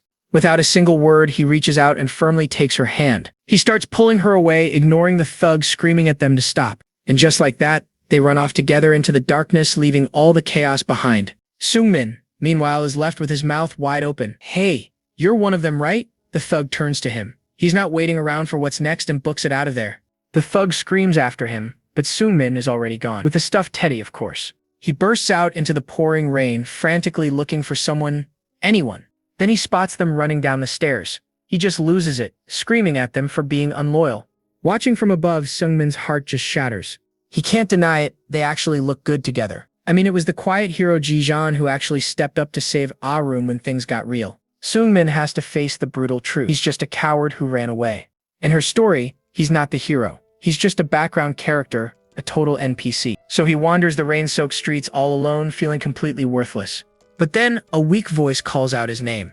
He turns and finds Go Guman beaten to a bloody pulp and crying on some stairs. Guman is a total wreck, sobbing that he's not worthy of being Jijeon's representative. Seungmin asks if Jinwoo's crew is responsible, and that's when Guman drops a bombshell. He confessed. He promised them he'd get Jijeon to fight in their underground pit fights. Guman bows his head in shame, admitting he only folded because he was terrified. Seeing this, a tear rolls down Seungmin's cheek. He thinks, "You're just like me." He helps the battered Guman up, who asks a heartbreaking question. What are two losers like them supposed to do now? He says sadly, if Jijeon thinks we're his friends, he'll help us. Meanwhile, Jijeon and Arum are walking through the rainy city, just the two of them. They share this silent, intense look, and you can see them both blushing even in the rain. Jijeon lets go of her hand, but they keep walking side by side. Then Arum pops open an umbrella, holding it over both of them. Classic K-drama moment right here. But across the street, who should spot them? It's Yena and her friend Yuri. Yena tries to play it cool, saying she saw nothing, but her face tells a totally different story. Her eyes are practically burning with jealousy as she watches them walk away under that one umbrella. Suddenly, Arum's phone buzzes, and she looks down, surprised by the notification. A little later, they arrive right in front of her apartment building. She quickly types a message on her phone to show him, "This is my place." She offers him the umbrella, says a quick goodbye, and then runs inside.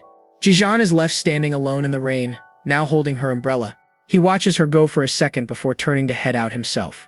But he stops when he feels a tap on his shoulder. He turns around, and it's Arum again. She holds up her phone with one last message. "Thank you so much for today." She gives him this incredibly sweet smile, and Jijeon is just totally stunned for a second. Up on her balcony, Arum watches Jijeon standing in the courtyard below. But her quiet moment gets ruined when a shadowy figure appears next to her and lights a smoke. This guy looks seriously scruffy and mean, taking a long drag from his cigarette. He glances over and mutters something about it being a load of nonsense, totally killing the mood. The next day at school, Seungmin is putting on a huge show, pretending to beat up Guman on the rooftop. And Guman is playing his part perfectly, crying that he's worthless and doesn't deserve to be Jijeon's friend. Seungmin then yells over to Jijeon, asking if he should keep hitting their useless representative. He asks when the match is. Guman tearfully replies, "Saturday night, 9 p.m., the gymnasiums." Seungmin asks what happens if he doesn't show up. Guman immediately starts wailing that they'll kill him. The two glance over to see if Jijeon took the bait. Maybe not. They turn the waterworks up a notch. Without a single word, Jijeon walks into the dark stairwell and disappears, leaving them hanging. Seungmin and Guman are just stunned. Will he actually show? Guman can't shake how cold Jijeon looked. The second Jijeon is gone, the act drops. Seungmin chews Guman out for his bad acting, but Guman is convinced they're doomed. And just like that, Saturday night arrives, casting a dark shadow over the school. Inside the gym, the underground fight club is popping off. You can hear the brutal sound of punches echoing everywhere. A massive crowd of students is roaring, fists in the air, absolutely thirsty for some action. Guman and Seungmin are on the sidelines, totally blown away. Guman says, "Is this even a school? It's a straight-up fighting ring." As the fight rages, all they can do is stare at the entrance and wonder, is Jijeon actually going to show up? The underground fight club is absolutely electric. Everyone's losing their minds. Two students are just wailing on each other, trading heavy blows. And boom, a brutal shot connects right on the jaw. The crowd smells blood in the water. They're screaming for the finish. He sees the opening and just unloads a flurry of body blows. But hold on, someone is watching this whole thing on a security camera. In a dark room, a mysterious man sips his soda. He thinks these kids are all riled up. He smirks, already knowing who's gonna win. He's just waiting for the main event. He's wondering if the new transfer student Jijeon is actually gonna show. He thought Jijeon was just some quiet little puppy, but it turns out he's a fighter. From the teacher's office, he's debating his bet. Lee Tae-sung or Ji-jeon. He's curious about the new kid, sure, but his money is on Tae-sung. He calls Tae-sung a total hound dog, and you can see why. This guy's an absolute unit. Just then, the phone on his desk starts ringing. He picks up. The voice on the other end says there's a student who refuses to talk. He knows exactly who it is. A wicked smile spreads across his face. He tells them to send him in. He hangs up and peeks through the blinds. Uh-oh, low battery warning. He sees Ji-jeon walking across the courtyard. He's gotta admit, the kid has courage. Ji-jeon just keeps walking, his face cold and determined. Mr. Kim just chuckles. The courage to be a sacrificial pawn. Back at the fight, the first match is over. Minchul takes the win. It's almost time for the main event. But where is Ji-jeon? Jinwoo's goons grab Guman and Sung-min demanding answers. They tell them if Ji-jeon doesn't show, they're next in the ring with Tae-sung. And right on cue, the gym doors swing open with a loud creak. The entire crowd goes silent, turning to stare in shock. There he is, Ji-jeon. He actually came. Guman and Sung-min are practically crying with relief and joy. They rush over, throwing their arms around him, totally overjoyed. But their celebration is cut short by a voice from behind them. It's Kim Jinwoo, and he's been waiting. Jinwoo starts taunting him immediately. Only 10% of the crowd bet on him to win. Then he leans in close and whispers a little secret. He bet on Ji-jeon. He says in his eyes, Ji-jeon looks like a hungry cub ready to hunt. He challenges Ji-jeon to show everyone what he's made of. Ji-jeon just stares back, cold as ice. And the main event begins. Ji-jeon and Lee Tae-sung face off in the center of the court. Tae-sung sizes up the new kid, looking cocky as ever. Ji-jeon, on the other hand, is a total stone wall. His expression is unreadable. Tae-sung just scoffs and takes off his headphones. He tosses them to a lackey and tells him to play the music. The lackey plugs them into an amp and cranks the volume way up. As the music blasts, Tae-sung rips off his hoodie. Let's have some fun, he declares. Ji-jeon's expression barely changes, but a shadow crosses his face. The two fighters square up, ready to throw down. Tae-sung immediately lunges forward with a flurry of punches, but Ji-jeon dodges them all. Ji-jeon fires back with a clean shot right to Tae-sung's face. They exchange a rapid series of blows. Neither one is backing down an inch. Tae-sung throws a kick, but Ji-jeon counters with another perfect punch. And Tae-sung realizes it instantly, just from these first few hits. This new kid is on a completely different level than anyone he's ever faced. Gritting his teeth, Tae-sung admits this doesn't feel good at all. He's stunned as Ji-jeon finds an opening the second his guard drops. Ji-jeon unleashes a brutal combo. Body blows and a kick straight to the gut. Tae-sung grunts in pain as another fist slams into his face. On the sidelines, his friends are going nuts. They're screaming for him to get him. Tae-sung can't believe it. Ji-jeon's expression hasn't changed one bit. Is he just a punching bag? Watching the monitor, Mr. Kim leaps to his feet. He's screaming for Tae-sung to get it together. The crowd is furious. They've got money on this fight, and they want Tae-sung to fight back. Someone yells to crank the music, and the lackey cranks the amp even higher. The crowd starts a thunderous chant for Lee Tae-sung. The music swells, and a girl's clear voice sings out the lyrics.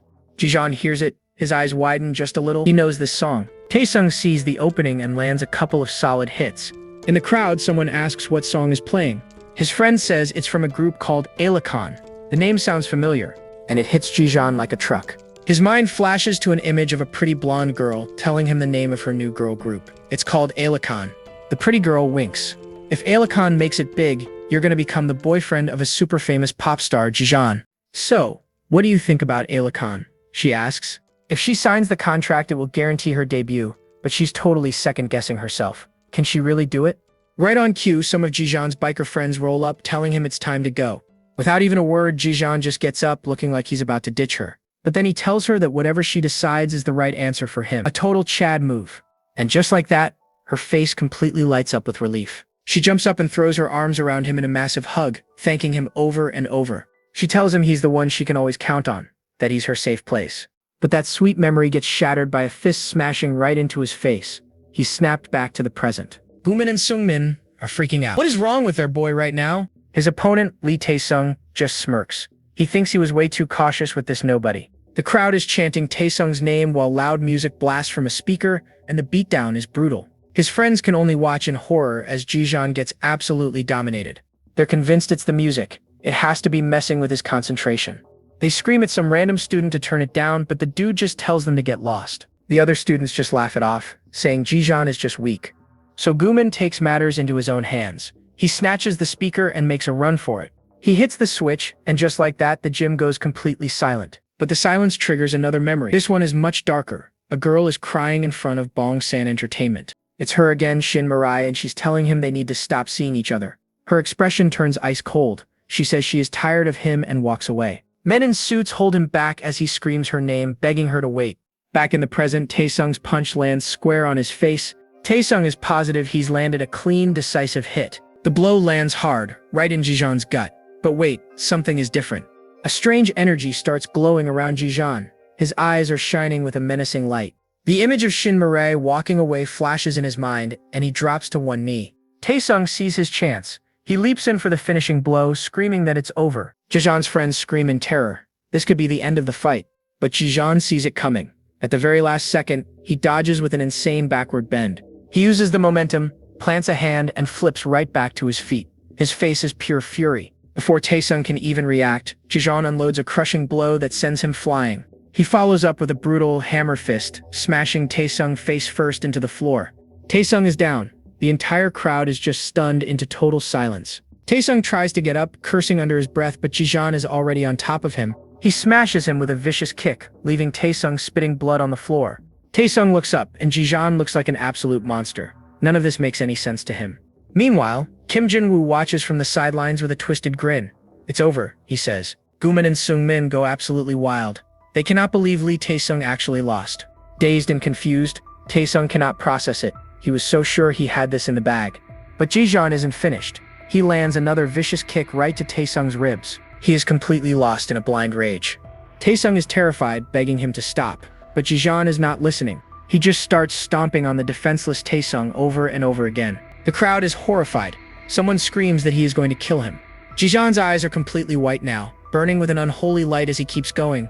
His friends can only watch, frozen in fear. Even Jinwoo's lackeys are getting nervous. They're worried this psycho is about to cause a huge incident. But Jinwoo just grins. That one is a catch. He'll be a hit, he declares. You can see the dollar signs in his eyes as he plans the next big match. Finally, Gumain and Seung-min rush in to hold him back, screaming at him to stop. They yell that he has already won. Panting heavily, the white glow in Jijan's eyes finally begins to fade. He is coming back to his senses. Back in his office, the mysterious organizer slams his fist on the desk in pure rage. Jijan, he screams. He cannot believe it. He shouts that the one-off fighter actually beat Taesung. But his anger quickly turns to calculation. He adjusts his glasses. Profit is all that matters. A new, sinister idea starts to form. He thinks to himself that maybe, just maybe, Jijan could be on his side. A wicked grin spreads across his face. He has got a plan. He is going to train Jijan to be his loyal attack dog. And back in the ring, Jijan is still panting, the adrenaline from his berserker rage finally wearing off. The fight is over, and Jinwoo's goon is left face down in a puddle of his own failure. Jinwoo can't help but smirk at Jijan's brutal victory. He knew this kid was the real deal. He gets real close, flashing a seriously creepy grin. He wants to see that crazed look again in the next match. Jinwoo offers the prize money, but Jijan isn't interested. He just turns his back and walks off, ignoring the roaring crowd. Seeing their savior leave, Guman and Seung-min immediately give chase. They catch up and offer to treat him to a meal. After all, he totally saved their necks back there. But Jijan just grabs his hand away.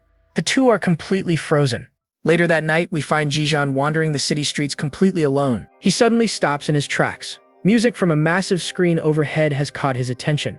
It's the K-pop group Alicon, and for some reason, seeing them gives him a strange sense of familiarity. He just stands there, lost in thought as the music plays on. On the screen, a reporter is interviewing one of the members, Shin Mirai. She's humbly thanking the fans for all their support, even making a little heart gesture. And get this, Guman and Seung-min have been tailing him this whole time. They're wondering what his deal is with Alicon. They put two and two together. Do you think it was Alicon's song that made Jijan weird earlier? Seung-min asks. Maybe he's an anti-fan, but Guman totally shuts that down. Alicon has no haters. They're way too pretty. Seung-min calls him out for being a lacan, like stans of the group. Guman can't even deny it, admitting Shin Mirai is awesome. Seung-min just rolls. You're a simp. I knew it. But it's a trap. Guman flips the question, and Seung-min excitedly admits he's a fan too. I like the youngest, Ryan, he yells. Meanwhile, Jijan has already moved on. He's now heading toward a deserted beach at night. His two stalker friends are totally baffled. Why would he go to the beach? Is he that stressed out? And bro literally brought a school chair with him? He just sits there staring out at the dark ocean. The duo debates their next move. Seung-min jokes that Jijan is probably regretting hanging out with them. But Guman is serious.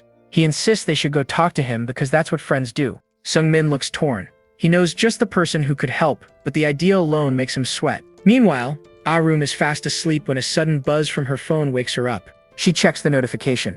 It's an invitation to the beach, right in front of the lighthouse. Throwing on a hoodie, she quietly slips out of her room. On her way out, she finds her dad passed out drunk at the kitchen table. He suddenly jolts awake and starts screaming at her. "What? You want to die?" Terrifying Arum. He mutters a few more things before passing out again. Shaken, Arum makes a run for it. Back at the beach, Guman asks who Seungmin texted. He nervously admits it was a girl named Arum. Guman's mind is blown. He can't believe Seungmin is actually texting a girl. But Seungmin has to explain the whole complicated situation. Arum doesn't actually know it's him. He reveals the phone he's using is the one Arum gave to Jijan, hoping to get his number. But Seungmin found it first, and has been catfishing her this whole time, pretending to be Jijan. He confesses he knows it's wrong and he has to give it back. He just could not bring himself to do it. Guman asks the obvious question, does he like Arum? Seungmin sadly admits he used to, but now he knows his place.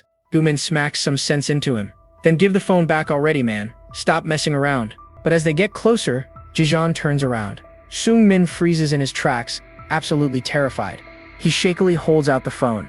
Jijan just stares at him with that intense gaze. Suddenly, Seungmin drops to his knees and slams his head to the ground. He screams out an apology for pretending to be him. He tearfully confesses to sending the last text, begging Jijan not to reject Arum because they look good together. Jijan says nothing, but then the phone in his hand lights up with a brand new message. It's from Arum. She says she's almost there. Jijan's eyes go wide with pure shock. He looks up just in time to see Arum herself running towards them, completely out of breath. Watching from a distance, Guman is impressed. Seungmin cannot believe she actually came. With tears in his eyes, Seungmin gives his blessing. He just wants Jijan to take care of her. The two bros decide to give them some privacy. Do you want to sleep over at my house? I have a gaming console, Guman asks. Rum takes a seat next to the silent Jijan on the bench. She starts typing a message, admitting she was surprised he texted her. Jijan looks down, looking tired and sad. She types again, asking him what's wrong. Rum waits, a little confused. Finally, Jijan starts to type his reply. His reply is simple. Thought of you. And just like that, Arum starts blushing like crazy. They sit in comfortable silence for a moment. Arum breaks the ice, texting that the waves sound nice. Jijan agrees. She asks if he comes here often, but he admits it's his first time. She keeps the chat going, admitting his text was actually what woke her up. Hearing that, Jijan's eyes widen. He seems genuinely surprised. He abruptly stands up, saying he'll see her home, but Arum grabs his arm. No, she types. I don't want to go home. Jijan just stares at her in surprise. A few minutes later, Jijan gets her a drink from a nearby vending machine. She thanks him, and they fall into a comfortable silence, just watching the waves. Arum asks why he doesn't want to go home, admitting that her own house feels like a prison. Then she brings up that text he sent her, saying she was really surprised by it. She even mentions the surprise goodnights text he supposedly sent the other day. Jijan looks completely baffled. He has zero idea what she is talking about. He pulls out his phone and sees the messages for himself, messages he never even sent.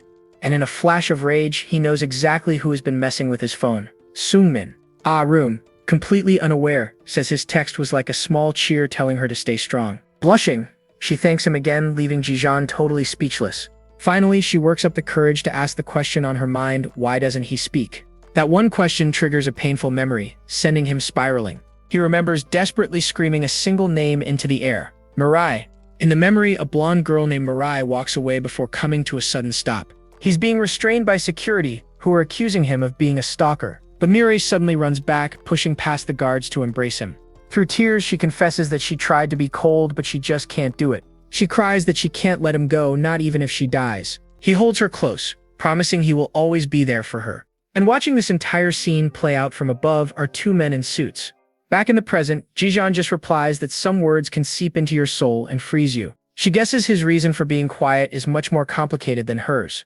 He asks her what her reason is. She types back, it's simple. She explains that her words are dirty, just like her dad's, and she has that same darkness inside her. Instead of prying, Jijan just suggests they take a walk, and she agrees. They wander together through the bustling city streets on a Saturday night. Suddenly, shouting erupts from a nearby outdoor restaurant. And who is right in the middle of it? None other than Kang Doyle, who just smirks. The thugs immediately recognize him as one of the Dazen Industrial High guys. Doyle, looking totally bored, just wants to drink in peace after getting out of some trouble. The thugs are happy he's alone, but Doyle says he likes it that way. One thug threatens him, but Doyle just mocks them for getting wrecked by his upperclassmen before. That is the last straw. The thug flips the entire table, absolutely furious. With a dead-eyed stare, Doyle says he has nothing to lose and kicks the guy square in the jaw. Jijan and Ah-room watch as a massive brawl explodes with the other thugs rushing Doyle. But Doyle is an absolute beast, easily dodging and landing a solid counterpunch. Doyle is being chased by the thugs until he suddenly freezes mid-stride. What stopped him cold? He spotted Jijan and Ah-room watching from the street. A slow, sinister smile spreads across Doyle's face as he gives a friendly little wave. He calls out, "It's nice to see you, my friend." Just as the dust settles, a voice cuts through the night shouting Jijan's name. Oh no, it's Kang Doyle, and he's sprinting towards them with a seriously creepy grin. He throws an arm around Jijan in a bizarre hug, catching him totally off guard. And right on cue, a whole crew of thugs swarms out from a nearby alley. Doyle just smirks, telling the thugs that he and Jijan are obviously best friends. Yeah, they are not buying it, but what the heck, they decide to just beat everyone up. Ahiram is totally freaking out. Jijan moves forward to protect her. One of the goons lunges straight for Doyle, screaming that he's a dead man. But Doyle counters with a brutal elbow strike right to the dude's face. Another thug rushes in from the side, aiming for Jijan. Jijan intercepts with a lightning-fast hook, absolutely rocking the guy's jaw. Doyle glances back, surprised by the assist as another attacker closes in. He spins and decks the guy with a vicious right hand, shouting a warning to Jijan. Meanwhile, Jijan is already handling his own opponent with ease. He unleashes a massive punch, sending purple energy exploding from the impact. In a blur of motion, they demolish the entire group in perfect unplanned sync. Watching this, Ah-room realizes she's had Jijan all wrong. She thought he was distant, but now she sees the truth. He's the type who breaks down walls to connect. He might seem cold on the outside, but his heart is anything but. She watches Doyle, thinking about how most people fight for selfish reasons. But Jijan is different. He's fighting for something much more. Something desperate, something bigger than just himself. You can feel the weight of it. Her train of thought is shattered by a movement. It's one of the thugs they took down, and he's holding a knife. He raises the blade high and charges towards Jijan. Ah-room lets out a blood-curdling scream of pure terror. Doyle spots the danger instantly, screaming at Jijan to duck. Jijan hits the deck just as the thug slashes.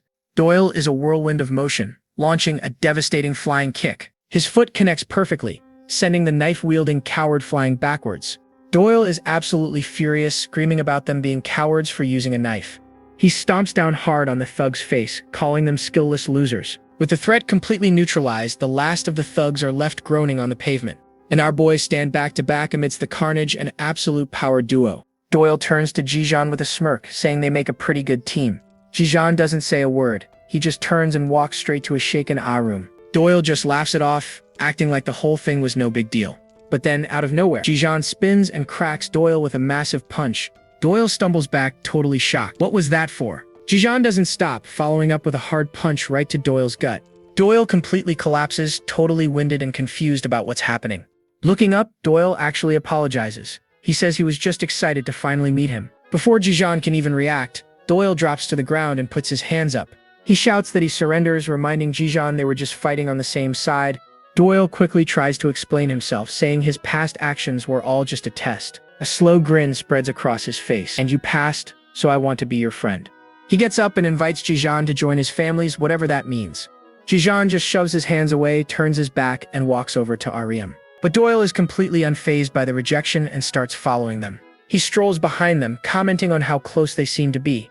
He's even weirdly proud, like he played some part in bringing them together. He offers to pay them back, telling them to follow him if they're lost. He smirks, saying he knows a good place where they can crash for a while.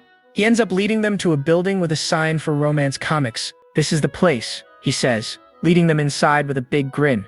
Turns out it's a cozy comic book cafe, packed with manga and comfy chairs. And at the front counter, a guy is totally passed out. Doyle wakes him up, announcing that he's brought some new customers. Byung-gu groggily wakes up, surprised to see Doyle standing there. He then notices Jijan and Ariam. Doyle proudly introduces them as his new friends. Byung-gu sizes them up, noting that they look much nicer than Doyle's usual crowd. Jijan and Ah-room just stand there silently, still processing this entire bizarre night. Byung-gu tells them to make themselves at home, saying their time is on the house. Meanwhile, the scene shifts to a dark, rundown apartment building. Inside, a man is completely passed out at a table, surrounded by empty bottles. He slowly starts to wake up, groaning from his massive hangover. He stumbles to his feet, looking around the dark and messy apartment. His eyes land on a bedroom door that's been left slightly ajar. He peeks inside, a look of confusion on his face. The room is completely empty. The bed is made, but nobody is there. Suddenly, the man bursts out of the room, his face a mask of panic as he screams a name. He frantically scans the apartment, his voice getting more and more desperate. He runs to her empty room, the awful realization hitting him. She's gone. Doyle leads Jijan and Ariam into another room. He calls it his secret spot. He gives them a free pass to hang out anytime. He says it's his way of repaying a favor. He tells them to kick back and read some comics while he catches some Z's. What a guy. The mood gets a little awkward, so they whip out their phones and start texting each other. Classic. Jijan texts her, asking if she was scared earlier. She plays it cool, saying she's fine now. She asks if he wants to read a manhwa, and he gives the most Jijan reply ever. Yeah. And just like that, they're sitting side by side, quietly reading together. Suddenly, Ariam starts giggling at her comic. Jijan glances over, totally caught off guard by her cute side. The moment passes, and they settle back into a comfortable silence, lost in their stories. A little later, the cafe owner rocks up with an apron and some free drinks. This dude is the GOAT. He mentions he's surprised a guy like Doyle even has friends like them. Actually, he corrects himself. Doyle doesn't have friends, just a bunch of thugs he gets into fights with. Then, out of nowhere, he holds up his hand. 2 fingers are missing. Jijan and Ariam are completely shocked. He admits it was brutal, and says Doyle still hasn't moved on from what happened. That was the moment an ordinary kid started walking down a much darker path. He apologizes for the heavy topic, but asks them to look out for Doyle. He calls him a good kid. Time flies by. Jijan looks over and, oh, Ariam has fallen asleep, right on his shoulder. Jijan just stares down at her. His expression is totally unreadable but super intense. Suddenly, Ariam jerks away. She's instantly flustered and blushing when she realizes the situation. Her phone buzzes. 3 missed calls from her dad. She panics and says she has to go home now. Without saying a word, Jijan just types a simple message. I'll drop you off. He walks her through the quiet night streets all the way to her apartment building. They ride the elevator up in silence. Ariam turns and waves goodbye from down the hall. From her balcony, she sends him a text. It was some hours of freedom. Thank you, Jijan. But as she goes to unlock her door, it swings open. It's her furious, disheveled father. He immediately starts screaming at her. What time is it? How many times did I call? When she doesn't answer, he gets even more enraged and violently slaps her to the floor. Down the hall, Jijan sees everything. His face turns to a mask of pure ice-cold fury. The father isn't done yet. He grabs Ariam by her hoodie, dragging her and demanding answers. Then he spots Jijan. All that rage immediately turns on him, accusing him of corrupting his daughter. Ariam grabs her dad's shirt, trying to stop him. Are you siding with him? He roars. Tears are streaming down her face, but she grits her teeth and screams, Go back, Jijan. Her father shoves her away again, snarling, I'm gonna kill that bastard. Ariam is on the floor, desperately begging Jijan to run. He lunges forward, but a terrified Ariam clings to his leg, screaming for Jijan to just get away. Jijan just stands there watching. His face is a shadowed mask of conflict and rage, and then he does the unthinkable. He turns around and runs away. His mind is racing. This is what he always does. He runs from the past, from things he can't handle. Just like that time before, he wasn't strong enough to face it. As Jijan runs away, Ariam is getting beaten up. And what did he do? He ran. This is his curse. He's the guy who bolts from any fight he knows he can't win. So he just closes his eyes, trying to hide in the dark and pretend it never happened. Completely exhausted, he drags himself through the woods under the dead of night. Finally, a safe haven appears at the edge of the forest. A temple. Inside, an old monk kneels in prayer before a huge golden Buddha statue. Jijan appears in the doorway and the monk greets him without missing a beat. You've come home late. The monk smiles gently, clearly sensing the kid's inner turmoil. You must have a lot on your mind. Jijan admits to himself this was another escape, a quiet place to hide from his problems. But even in a place like this, he couldn't avoid making new connections. And now he faces a choice. Accept this new life or run away all over again. A few days later, we're back in the school's underground fight club, and a match is already going down. One dude is absolutely pummeling his opponent, who can only beg him to stop. I give up. I surrender. The beaten student cries out, ending the fight in a heartbeat. But the crowd is not happy. They start groaning. What? Already? That's so boring. But just then, the whole room goes dead silent. Kim Jinwoo and his crew have arrived. Jinwoo immediately grabs the loser by his hair. Did you just say you'll surrender? He sneers, completely unimpressed. I don't think he hit you hard enough for you to just call it quits. The poor kid tries to explain himself. There was no chance. I knew how it would end. Wrong answer. Jinwoo absolutely loses it and stomps on the kid's head. With that kind of mindset, someone like you doesn't deserve to be a fighter. He roars, launching a brutal kick. Everyone just watches in shocked silence. Jinwoo tells the kid to never show his face here again. Right then, No Jaemin whispers in his ear, Mr. Kim is asking for you, in the storage room. In a storage shed, a man in a suit is laying into Jinwoo. We need verified fighters, not these pests. Mr. Kim reminds him of the bottom line. Everyone's looking forward to Jijan's next fight, you know. Jinwoo tries to argue that finding good opponents is tough. They're either weak or scared. Are you saying you can't find someone? Mr. Kim's tone turns ice cold. Jinwoo immediately starts backpedaling, saying it'll just take a little more time. How long? Mr. Kim presses him. Jinwoo nervously throws out a month. Mr. Kim places a hand on his shoulder, his voice dripping with menace. It seems you've gotten a bit full of yourself. A month? Customers don't wait. His eyes narrow. There are plenty of other places for them to go. Then comes the real threat. He could take away Jinwoo's position just like that. That does it. Terrified, Jinwoo drops to his knees and begs, "No, please, anything but that. I'm sorry." And Mr. Kim grinds his shoe right onto Jinwoo's head. "I'll give you 1 week. If you can't find an opponent," he says with a twisted smile, "you will be the one fighting." He even suggests Jinwoo can show off his old bully moves. The customers will love it, right? Mr. Kim walks away, leaving Jinwoo on the floor. The threat hangs in the air. 1 week. Jinwoo is furious. If he can't find an opponent for Jijan, he has to fight. He's totally screwed. Meanwhile, Guman brought Jijan a donkatsu bento. It's bad for you to eat bread every day. Seungmin cheers him on as Guman even offers to buy coffee for dessert. The two friends talk about how eating lunch has actually become a comfortable routine. Suddenly, Seungmin notices a phone vibrating in Jijan's pocket. He freezes. Could that be a text from Ariam? He gets all awkward and leans in close to Jijan, whispering, "Jijan, check your phone." But Jijan just walks away. Guman playfully smacks Seungmin, telling him to mind his own business. Jijan finally checks the message from Aram. "Do you want to meet at the comic store later?" Later that day, Jijan makes his way through the streets to the romance manhwa cafe. And there she is, waiting for him. Inside, the air between them is super thick with awkward silence. Aram finally breaks the silence, admitting it would be way weirder not to talk now. Then she drops a personal confession, looking down as she says it. "You know, I hate my own voice." She explains it's because of her harsh way of speaking, a habit she got from her dad. Because of it, she always just wanted to hide her voice and stay quiet. But then, her whole expression changes. "But I don't regret it," she says with total conviction. "Because I don't like you getting hurt." And those words hit Jijan like a truck.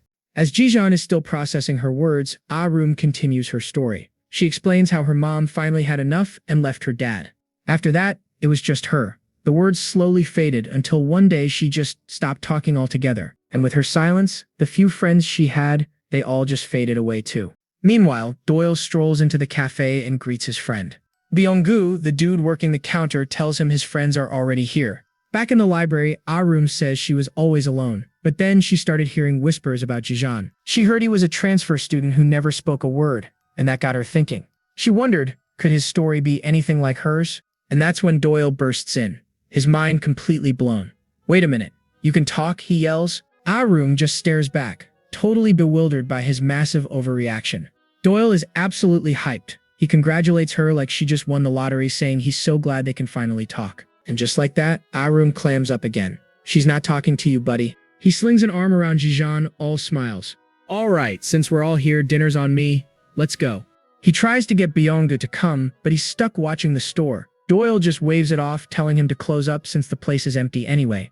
Elsewhere, in some disgusting back alley, Jinwoo is having a full-blown meltdown.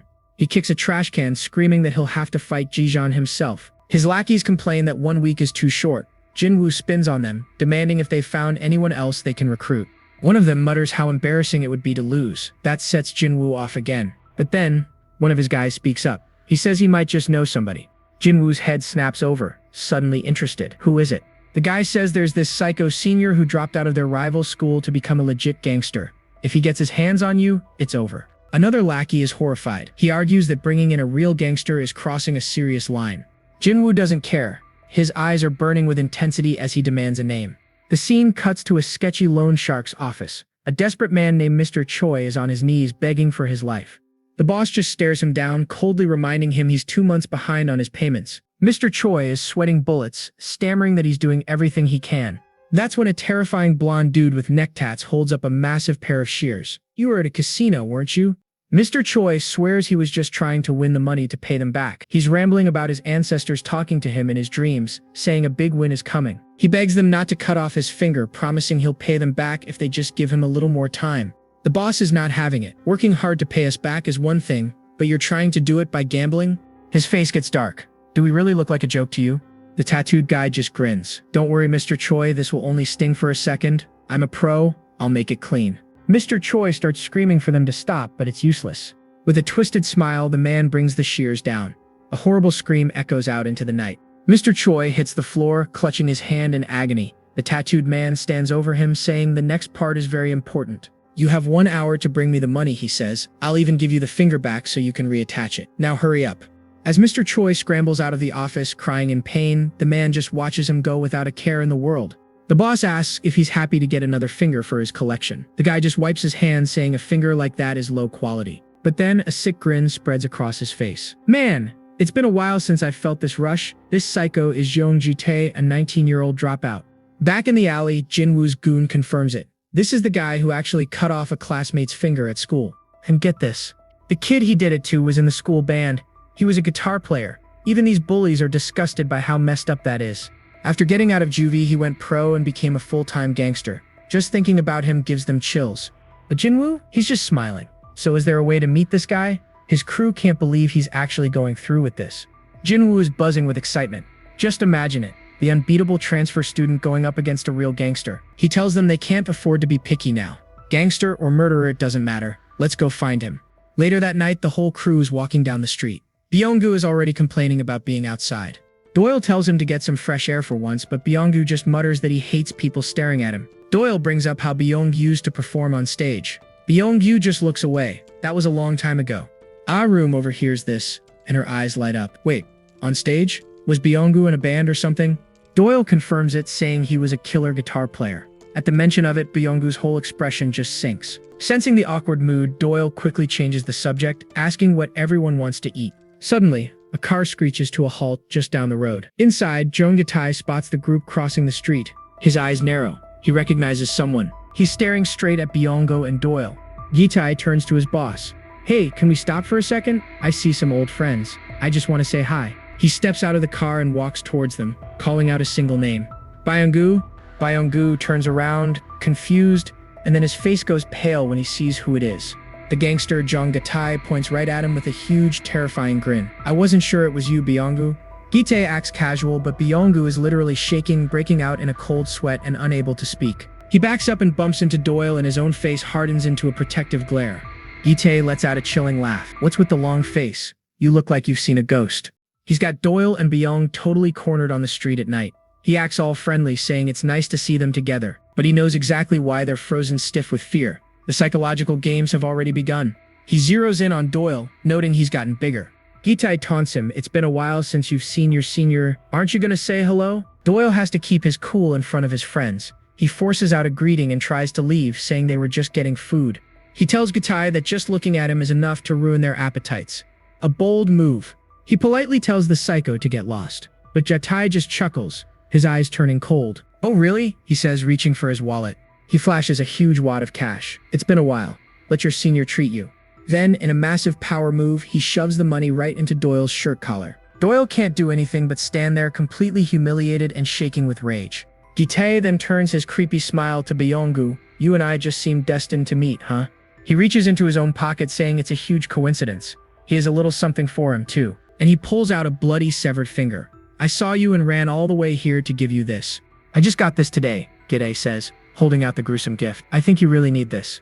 Doyle's blood runs cold. The horrifying realization of what he's looking at finally sinks in. Byung-gu is completely paralyzed by terror. He can't believe what he's seeing. Even from a distance, Jijeon and Aram are stunned into silence. Without warning, Gi-tae grabs Byung-gu by the hair and slams him to his knees. He forces Byung-gu's hand open, holding it palm up on the cold pavement. Take it, Gi-tae commands, dropping the finger into his hand. It's a gift. Go take it to a hospital. Byung-gu is so scared that he's wet himself. Gi-tae's sick rant isn't over. He tells him to get it reattached so he can play guitar again. And say that it's your dream, he screams, laughing like a complete maniac as Doyle watches, helpless. Doyle is trembling, completely frozen by fear and rage. He can't move a muscle. Beside him, Jijeon and Aram are absolutely speechless. Jijeon tells himself to just look away, to pretend this isn't happening. He thinks to himself that this is their problem. It has nothing to do with him. But his mind flashes back to another night, to a quiet conversation. The temple monk calls him. He asks if he's made any friends since moving here. The man sighs, already knowing the answer. You don't talk much. It won't be easy for you. Then he gives him some life-changing advice. Even if you can't approach others, be grateful to those who approach you. He tells Jijeon that those people have crossed the great wall of his silence to reach him. They will become precious people in your life.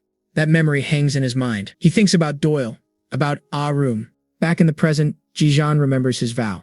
That night I made a choice. His hand clenches. He can't just stand by and do nothing. Not anymore. He steps forward, reaching for the monster.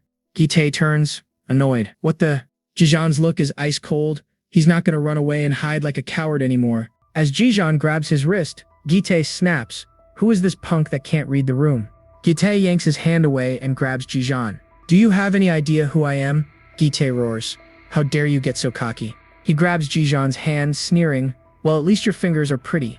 If you don't let me go, he threatens, you might lose those pretty fingers too. But suddenly, Gitae's smug expression vanishes as Jijan whips his hand away.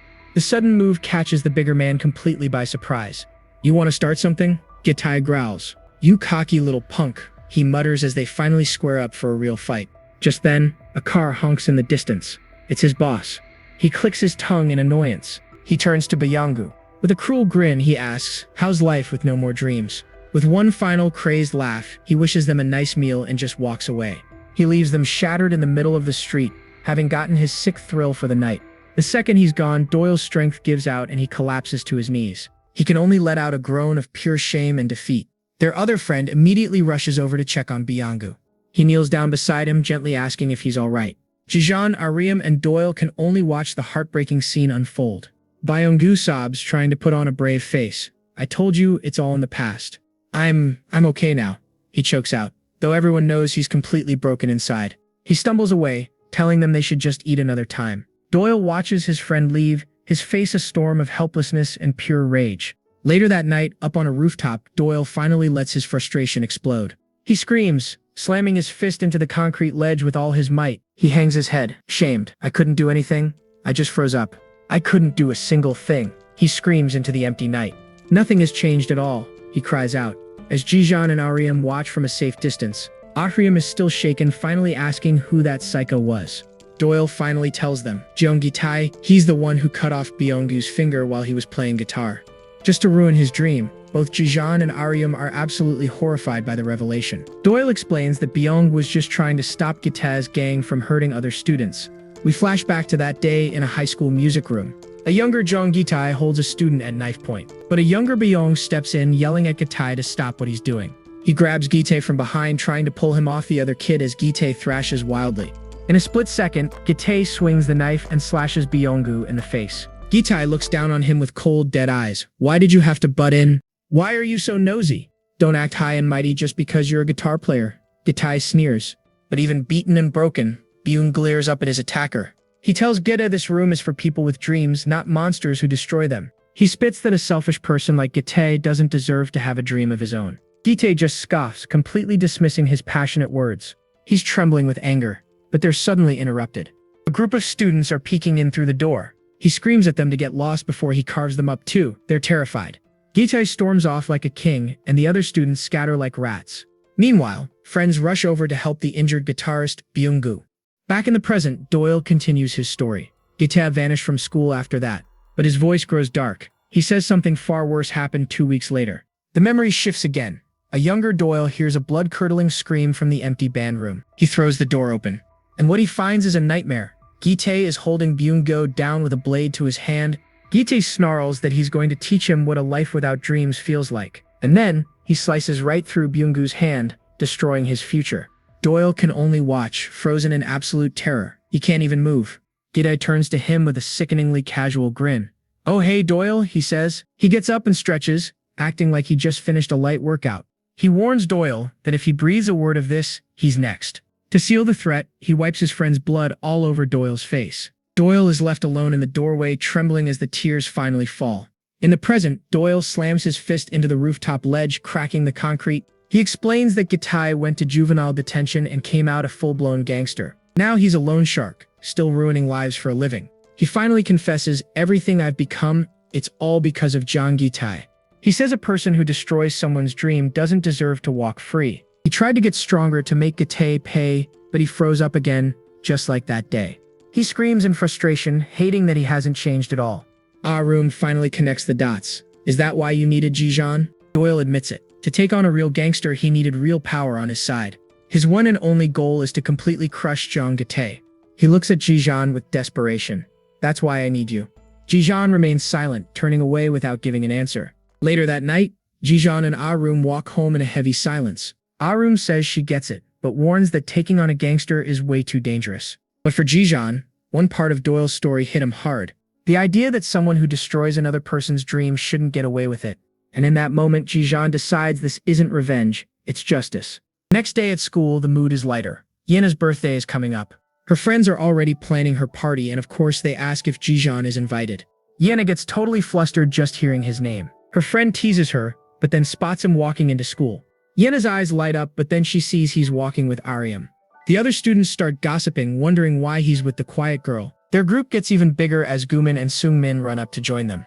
Yena watches from the window, clearly jealous. She mutters that she doesn't care. Later at lunch, Jijeon and the boys are doing their usual bread routine. But then, a new challenger appears at the door. It's Arum. She holds up a lunch bag and says, "I want to eat with you guys." Sungmin gets super excited and tells her to come on in. Then it hits him. Wait a minute, she actually spoke. Everyone is blown away when she opens up an adorable bento box she made. She offers to share, and for the first time they all eat a proper meal together. Watching from afar, Yena's face is a mask of pure, unfiltered shock. That evening, a man in a sharp suit makes a very serious phone call. It's Gitai, wrapping up a threatening phone call. Business as usual. He hangs up and walks toward an office. Taped to the door is a black business card with a fierce red logo for Hound Dog. He takes the card and heads inside. Jinwoo's lackeys can't help but notice Gitai is an absolute unit. But hey, at least the bait worked. But now Jinwoo is sweating bullets, wondering if scouting a real gangster was smart. His buddies try to act tough, calling gangsters nothing but trash. Their tough talk is cut short by a cold voice from behind. "What did you just say?" They turn around to see another huge dude in a suit, and he does not look happy. "Uh-oh, you're in trouble now, my friends." The look on Jinwoo's face says it all. He knows they just messed with the wrong crew. And just like that, it's over. Jinwoo and his crew get absolutely folded in seconds. The boss asks who these kids are. An underling explains they were running their mouths about gangsters. The bald boss looks almost hurt. He's like, "Gangsters? You mean us? Come on now. We're just small business owners who pay our taxes." The boss leans in, a sneer on his face. "Seriously? What part of us looks like a gangster to you?" Jinwoo is frozen solid. But in his head, he's screaming, "Literally everything about you." The boss switches it up. "So, you're not talking? Are you here for a loan then? Are you a customer?" Jinwoo frantically shakes his head no. He quickly pulls out a business card, desperate to explain. Gitai snatches the card. It's for the Hound Dogs Fight Club. He holds it up and asks, Is this yours?" Jinwoo nervously confirms it. He says they just came to deliver the card. Gitai squints at the card, totally confused. "Hound Dog? What even is this?" But the name rings a bell for the boss. He says, "Wait a minute, I've heard of that before." Another guy with a ponytail jumps in. "Isn't that Duck's business?" The boss nods, putting it all together. "That's right. Duck's business is gambling. That's the spot where they bet on fights, right? He heard they make a ton of cash scouting strong fighters." The pieces click into place. These kids are scouts. And then, a horrifying thought hits Jinwoo. The people running Hound Dog are real gangsters. He's been working for the criminal underworld this whole time. Meanwhile, at the Romance Manhwa cafe, Doyle finally tracks down Jijeon. "Jijeon, there you are." He walks right up to Jijeon and Aryam with a strange question. "Hey, do you know how to ride a motorcycle?" Aryam is completely lost. "What are you talking about? Why would Jijeon be driving?" Doyle just smiles, claiming he sprained his ankle in gym class. "So you gotta give me a ride." He casually tosses a helmet over to Jijeon, who catches it without a second thought. As they head out, Aryam asks where they're going. Doyle just waves it off. "Not far. I'll give him directions." He glances back with a sly grin. "I'll bring your boyfriend back safe and sound, don't you worry." Aryam turns beet red, frantically waving her hands. "No, we're just friends. Friends." Jijeon just examines the helmet, completely unfazed. Back at Doyle's workplace, Byung-gu looks on with a worried expression. Doyle leads the way out of the cafe. But now his playful expression is gone, replaced by something grim. They head down to an underground parking garage. Doyle points to a slick-looking sports bike. Jijeon doesn't hesitate. He hops on, revs the engine, and pops a massive wheelie, leaving Doyle completely stunned. "Whoa! You can do wheelies too? You're full of surprises, aren't you?" They tear through the city streets. As they approach a tight corner, Doyle starts to panic, yelling for Jijeon to slow down. But Jijeon is a natural. He expertly drifts through the turn, leaving Doyle screaming in a mix of pure terror and awe. "Wow, holy cow. Seriously, who even are you?" The city lights blur into a streak. Finally, Jijeon pulls over. Doyle says, "We're here. You can drop me off." Doyle hops off the bike. Jijeon looks up and sees it. They're right in front of the loan shark's office. Jijeon is confused. but then he sees Doyle pick up a huge rock. He stops him, trying to understand what he's trying to do. Doyle explains that without Jijan driving, he would have chickened out and turned back, just like he did last time. This rock, he says, is his way of forcing his own hand like a declaration of war. Doyle's face twists with rage. That monster he made Ba Younggu wet himself in fear. He can't forget how they humiliated his friend in the middle of the street. He is not letting this go. Jijan just stares back, his eyes cold. He's got his own reasons for being here. Heck yeah, I need to do this. Back inside, Gitae tells Jinwoo's crew to get lost. This isn't a playground for kids like you. But Jinwoo recognizes him. Wait, you're Joan Gitae from Daesun High, right? The guy who dropped out to be a gangster? He quickly switches gears, claiming they came to scout Gitae for the main event. Gitae scoffs at the idea. You want to scout me for a schoolyard fight? Jinwoo insists this opponent is the real deal. He's a monster who can't be taken lightly. Now this gets Gitae's attention. Someone worthy of being my opponent, you say? Jinwoo whips out his phone. Here, watch this. He's a transfer student, and he is an absolute problem. He plays the clip of Jijan's insane brawl. The video shows him taking down guy after guy, his eyes glowing. Gitae's eyes go wide. He recognizes that face. This kid is... He remembers now. It's the kid he saw with Doyle, the one with the pretty fingers. The boss steps in to shut it down. It's a high school fight. Stay out of it, Gitae. Gitae grumbles but seems to agree, stepping back. Suddenly, a rock smashes through the glass. The projectile zips right past Gitae's head and scrapes his cheek. Stunned, Gitae whips around. What was that? Who's out there? The loan sharks are furious. They rush to the window, screaming, do they have a death wish? They look down just in time to see a motorcycle speeding away. Gitae's eyes lock onto the bike. His face twists into a mask of pure, unadulterated rage. On the back of the speeding bike, Doyle looks back. His expression is one of cold, hard determination. Back in the office, the boss asks if he's okay, but Gitae is absolutely seething. That son of... As they speed down the street, Jijan reflects. Maybe throwing that rock was a little over the top, but he could feel how much courage it took for Doyle. He felt it in the trembling hand clutching his shoulder. Jijan knows that feeling all too well. It's the terror of facing a mountain you know you can't climb alone. Jinwoo's crew can barely believe it. They're actually getting a shot? Gitae confirms it with ice in his veins. The fight is on. Hound dog. They swear they'll be ready, but Gitae just shuts them down. There are conditions. He decides the time and place. All they have to do is bring their best fighter. Jinwoo gets confused for a second. Weren't they supposed to fight at the school gym? Gitae scoffs. Did they seriously just ask him, a dropout, to go fight at a school? Jinwoo immediately starts sweating bullets. Whatever Gitae wants, he gets. But inside, he's absolutely fuming. This guy is making things way too complicated. Then Gitae drops a name out of nowhere. Ever heard of a guy named Kang Doyle? Jinwoo knows that name instantly. A top dog from Daesun Industrial High. Gitae just smirks. So that little punk thinks he's a big shot now, huh? Jinwoo nervously explains he's heard Doyle is making moves and expanding his turf. Gitae muses that his ego isn't the only thing that's grown bigger. And then he gives them an order. Find out exactly where that punk lives. Because apparently, Doyle has a debt to pay, and Gitae is the collector. Meanwhile, the scene shifts to a peaceful temple basking in the sun. And who's sweeping the grounds? None other than Jijan, looking surprisingly zen. A voice calls out to the master, who welcomes a visitor with a warm smile. It's Seung-min. Apparently his mom told him he needed to go pray. But as Seung-min looks around, he spots Jijan and completely loses his mind. Jijan, what is he doing here? Does he actually live at the temple? Jijan just gives him a somewhat surprised stare. Seung-min can't believe it. He thought Jijan was a dorm rat. He's actually super jealous. Jijan gets a private temple stay all to himself. So what does he do? He immediately whips out his phone to text his buddy Guman. Dude, you'll never guess where Jijan lives. And Guman's response is instant. On my way. Seung-min tells him to bring good food, and you know Guman is on it. And sure enough, Guman comes sprinting up the steps, totally out of breath. Seung-min is hyped to see him. Jijan just looks like his brain is short-circuiting. But wait a second. Guman didn't come alone. Ariam is right there behind him. Seung-min sheepishly admits he might have texted her too. Whoops. Arum gives a polite little wave, and Jijan is completely stunned. Elsewhere, in a grimy back alley, some street thugs are messing with a scooter. Out of nowhere, a fist smashes into a thug's face. It's Gitae, and he follows up with a vicious kick. The other two are in total shock. Who in the world is this guy? Gitae answers with brass knuckles, shattering the other punk's glasses and his face. He drops like a sack of bricks, leaving just one last guy standing. Gitae just chuckles, admiring his bloodied knuckles. The perfect weapon. He turns to the last man. He looks like a perfect human punching bag. The big guy cracks his knuckles, absolutely furious. He's ready to throw down, but Gitae just laughs. This fool has no idea what he's up against.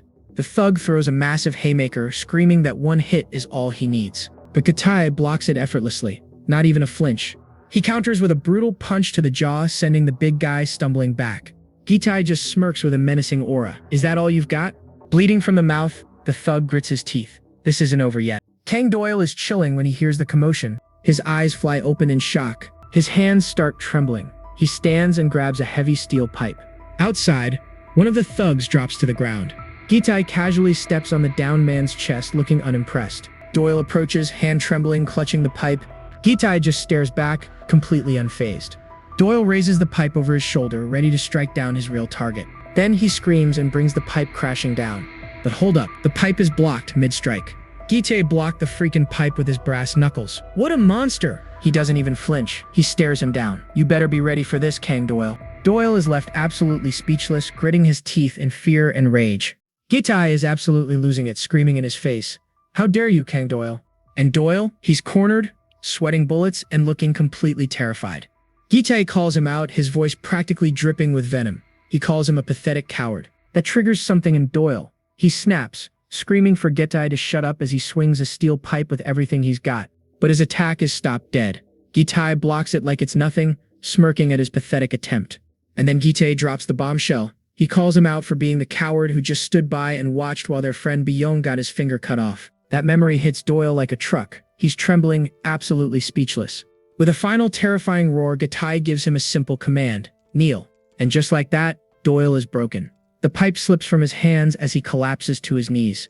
Gitai towers over him, sneering down at him. This is exactly where he belongs. Doyle can only glare up from the ground, his face a mask of pure, humiliated rage. Then Gitai slips on a pair of bloody brass knuckles. Oh boy, the real beatdown is about to begin. He slams a brutal shot right into Doyle's stomach, screaming at him, asking who's the boss now. He orders the bloodied Doyle to raise his head, just so he can smack him right across the face again. Doyle is left on the concrete in a pool of his own blood. He's been completely and utterly destroyed. Gitai just grins like a psychopath, telling him to start begging for his life. For a second, a flicker of defiance awakens in Doyle's eyes, but it's gone as quickly as it came. He bows his head, completely submitting. Suddenly, the scene shifts to a peaceful mountain temple. A group of people are praying inside. And look who it is. Arum is here, serving a meal to some of the local visitors. She welcomes them with a warm smile, saying the temple feels brighter now. Nearby, Sungmin is cheerfully washing dishes with Jijan. He points out how happy Ariam seems lately. Meanwhile, Guman is struggling with a massive pot, joking that this is his new diet plan. A monk thanks the group for all their help, but Sungmin just laughs it off, saying he's gotta earn his keep. The monk just chuckles, telling them all to take a break before they head out. As night falls, the whole crew relaxes inside. They're all feeling good after a hard day's work. Guman and Sungmin even suggest they should come back on weekends to keep helping out. Arum starts teasing Guman, saying he'd look like a monk's apprentice if he shaved his head. He actually considers it, but their peaceful night is shattered by a sudden panicked shout. Fire! They all jump to their feet and rush outside, spotting a dangerous red glow in the distance. The monk and a few others are already on it, putting out a small blaze. They figure it was just a stray cigarette. With the fire out, everyone breathes a sigh of relief. That could have been really bad. But Jijan's sharp eyes catch something that doesn't belong. It's a black business card with a red dog logo wedged right into the temple gate. It reads Hound Dog. The others see it too, and they know for a fact that card was not there a minute ago. With a cold expression, Jijan walks over and calmly plucks the card from the gate. And right on cue, a phone rings. The caller ID sends a chill down their spines. It's Kim Jin-woo. Sungmin freaks out, shoving the phone at Guman. He tells him he has to answer it. Guman nervously answers, and Jinwoo's slimy voice confirms he got their little entry ticket. Jinwoo doesn't waste time. The match is tomorrow night at 9 in a warehouse by the lighthouse. Guman tries to protest the sudden change, but Jinwoo just barks at him to shut up and do what he's told. In a last-ditch effort, he yells into the phone that Jijan isn't fighting anymore, but on the other end, Jinwoo is just smirking. He knows Jinjan is listening. He tells Jijan he can't back out now. Not after he went to all the trouble of finding him a real tough opponent. Then Jinwoo makes a disgusting, thinly veiled threat. He mentions how easily a temple could burn down from a little carelessness. The message is crystal clear. Jijan's face hardens with cold fury. The choice is yours, Jijan, Jinwoo says. He tells him not to be late before hanging up, leaving them with the ultimatum. Jinwoo and his goons walk away, their scummy mission accomplished. And the horrible truth dawns on Sungmin and Guman.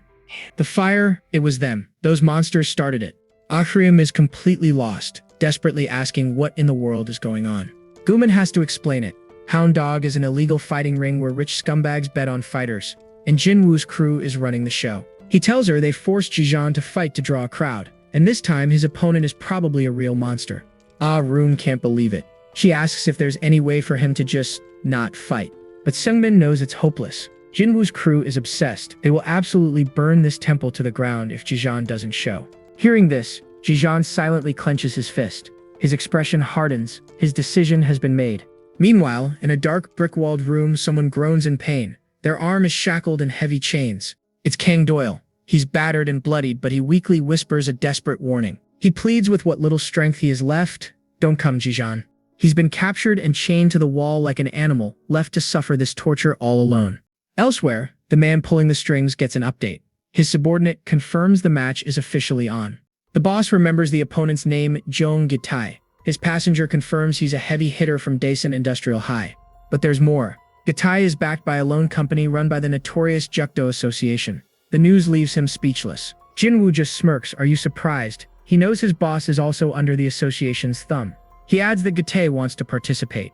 The boss has no idea what's going on. Is the association sending players to boost his game? And then it hits him. The Jukdo Association is sponsoring his game. He starts laughing like an absolute madman. This is a golden opportunity. He immediately orders Jinwoo to promote the match to everyone. But Jinwoo has one question. Whose side is he on? With a wicked grin, the boss makes his choice clear. He's siding with the big dogs, the Jukdo Association. He tells Jinwoo to get ready.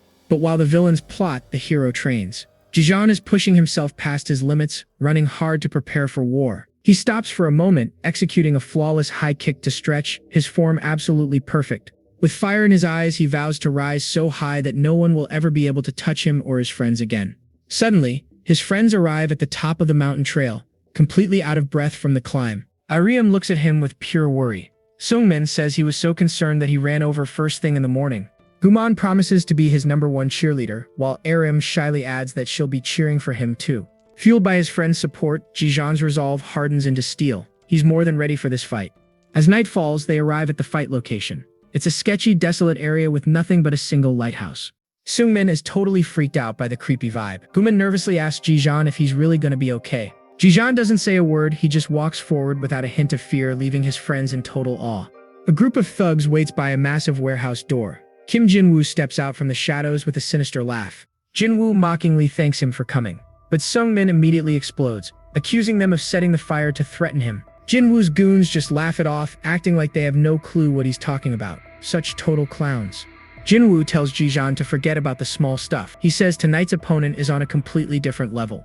With a shout, he orders the massive warehouse doors to be thrown open, revealing what's waiting inside. Jijan and his friends stare in absolute shock. The warehouse is packed with a roaring crowd, hungry for violence. This isn't just a fight, it's a full-blown underground fight club.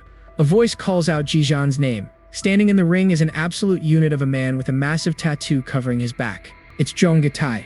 He smirks, asking if Doyle told him about him. Jong can't hide his shock. Ahriam recognizes him instantly, whispering that he's a real gangster.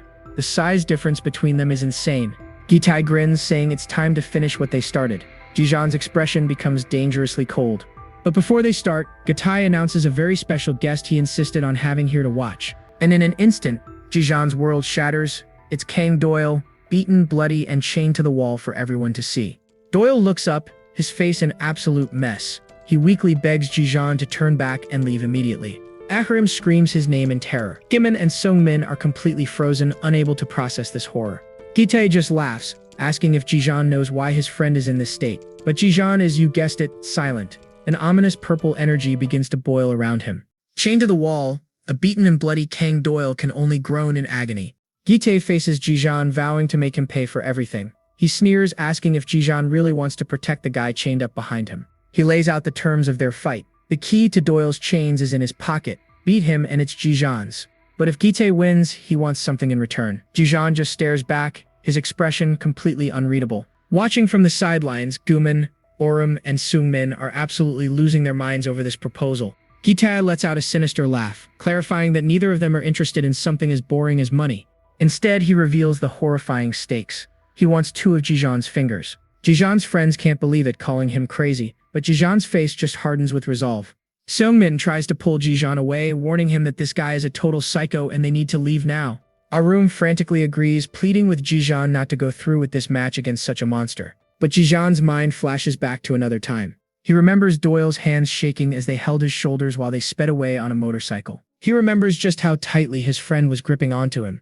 He remembers Byonggu, who was so terrified of Gitae he literally wet his pants before running for his life. Back in the present, Gitae taunts him, asking if he's scared. Jijan thinks to himself that this is the kind of guy who makes people tremble, and that anger finally boils over.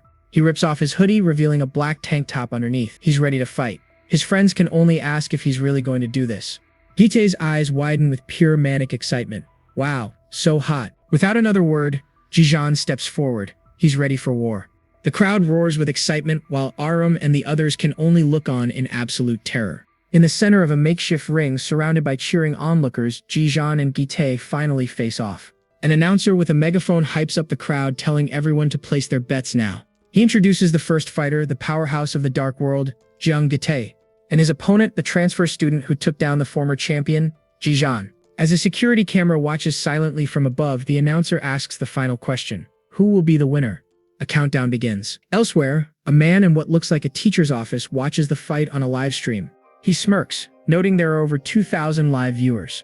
Amazing, he thinks. The board is set. He cackles maniacally as the announcer screams, "Game start," and the fight begins instantly. Gitae lunges with a powerful kick, but Jijan manages to block it. Jijan lands smoothly, his eyes locked on his opponent. Gitae follows up with a heavy punch, which Jijan deflects with his arm. Jijan counters with a swift kick, but Gitae blocks it just as easily. The crowd goes absolutely nuts as Gitae charges in for another attack. With an incredible display of reflexes, Jijan catches Gitae's fist with one hand and blocks another blow with his arm. Jijan realizes his opponent has incredible speed and power, but no formal training. He's a pure street fighter. Still, his raw physical ability makes him a super dangerous opponent. Gitae screams in his face, trying to intimidate him, but Jijan remains totally calm and focused. Suddenly, Jijan's fist connects solidly with Gitae's face. It's a clean hit, but Gitae launches a counterattack almost immediately. He just laughs it off, saying it tickles, and dares him to try again. Jijan notes that although Gitae has no real skills, his reaction speed is insane, and he instinctively finds openings.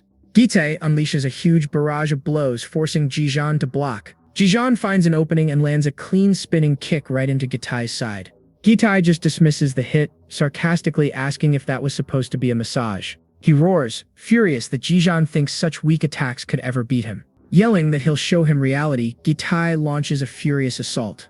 An observer notes that getting hit doesn't make Gitae flinch, it just makes him angrier. The crowd chants Gitae's name, sensing a major shift in the fight. Seung-min nervously observes that, while Jijan is doing well, his guard is starting to weaken. Guman points out the obvious size difference.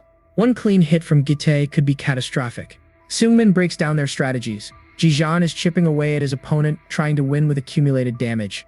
Gitae, on the other hand, is banking on his overwhelming strength for a one-punch knockout. If he connects, it's over. Arum watches, her hands clasped in fear, whispering Jijan's name. Suddenly, she hears her name being called. It's Doyle. She turns to see him still chained to the wall, looking at her desperately. Doyle tells her she has to stop the fight, asking why she even brought Jijan here. Arum explains that Jijan had no choice. Gitae threatened to burn down the temple where he lives. Doyle curses them and begs her to get the key and free him. She has to get that key from Gitae somehow. Doyle warns her that Gitae is like a snake, completely unpredictable and dangerous. Arum agrees, stealing her resolve. The camera cuts back to the fight just as a devastating punch is thrown. Arum flinches, her eyes wide with shock at the sound of the impact.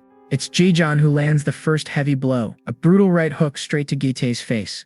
Watching from the sidelines, Guman and Seung-min are ecstatic, yelling for Jijan to keep up the attack. And he does, unleashing a rapid-fire combo of punches, hammering away at Gitae's guard.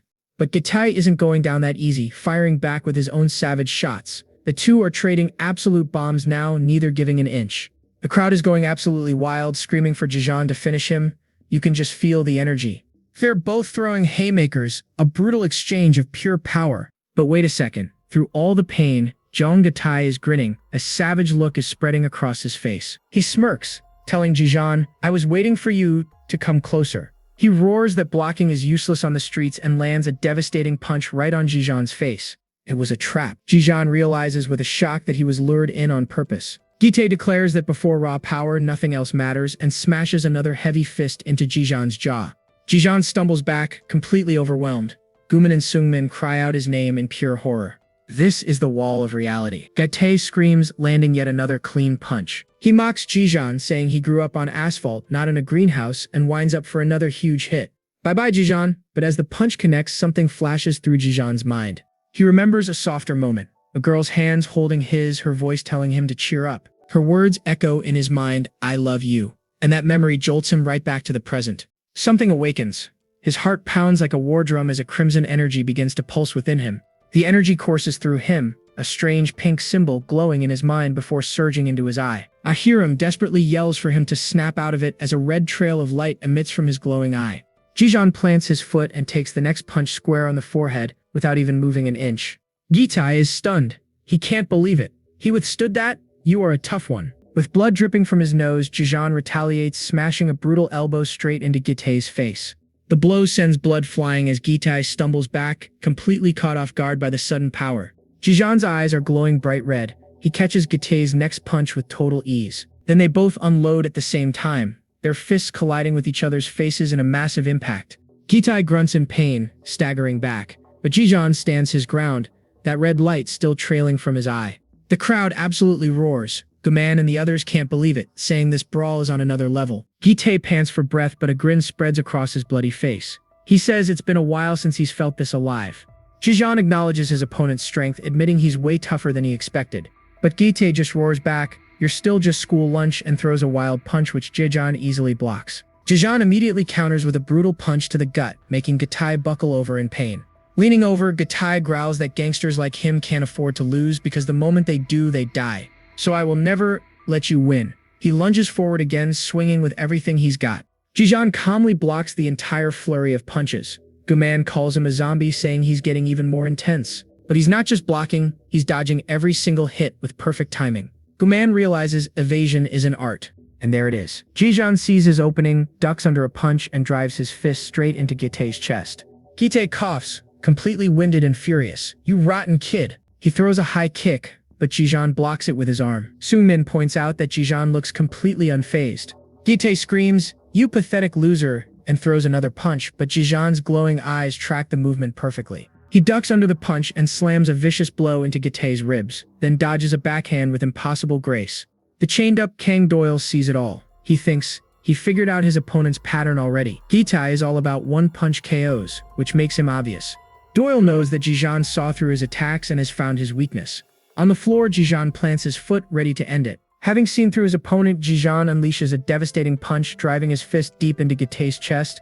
The sheer force of the blow sends Gitai hurtling backward, completely airborne. He crashes hard into a flaming barrel, scattering fire and embers all across the floor. The entire crowd is stunned into absolute silence, their faces a mixture of shock and disbelief. But Jijan isn't finished. He calmly walks over and picks up a burning piece of wood from the fire. Enraged and in agony, Gitai screams, you monster, come on. Jijan just stares back, his eyes glowing with an eerie red light. He's about to bring a whole new world of pain. But Gitai isn't backing down either. Battered and bloody, he snatches his own flaming torch from the fire. He roars that the rules are officially out the window. The real fight starts now. Instantly, the crowd erupts. They start calling him a cheater for bringing a weapon into a fistfight. Gitai completely snaps, telling the entire crowd to shut it. He screams, does this look like a game to you? His eyes lock back onto his target. Let's end this, Jijan. Jijan's gaze just hardens. He watches as Gitai completely loses his mind. With one final roar, Gitai charges in, swinging the flaming club right for Jijan's head. But Jijan's reflexes are on another level. He ducks under the fiery arc and evades every single attack. From the sidelines, his friends watch in horror. What a cheater! Totally enraged, Gitai screams that you don't mess with gangsters and brings the torch down again. But this time, Jijan doesn't even dodge. He meets the attack head-on, blocking the burning wood with his foot. Before Gitai can even process what happened, Jijan follows through with a kick straight to the chest. The impact sends Gitai stumbling back, and Jijan immediately leaps into the air for the finisher. He connects with a devastating kick, sending Gitai flying right back into another flaming barrel. The irony, Gitai is just writhing on the ground in agony. Jijan stands over him, completely victorious. Yeah, he's down for the count, just panting on the disgusting floor, totally defeated. The crowd is dead silent for a second before they start whispering about how pathetic this supposed gangster looks. During the chaos, a small key falls to the ground, completely unnoticed. Miriam watches it all, her face a mask of shock. But wait, he's not done yet? Haite struggles to his feet, screaming, I'm not stopping until one of us is finished.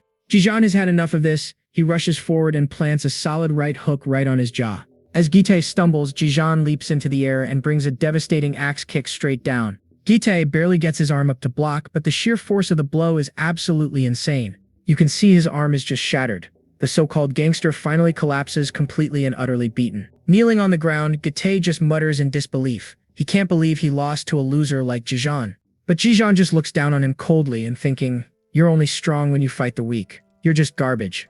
Pathetic wretch who will live on the bottom for the rest of his life." Ouch. But as Jijan turns to walk away, thinking it's over, Gite reaches for something hidden at his ankle. It's a knife. He pulls out a blade and lunges straight for Jijan's unprotected back. The crowd completely freaks out. Songmin screams at the top of his lungs, "Jijan, behind you." Jijan whips his head around just in time to see the blade swinging right for him. He manages to dodge the attack, but Gite slams him to the ground.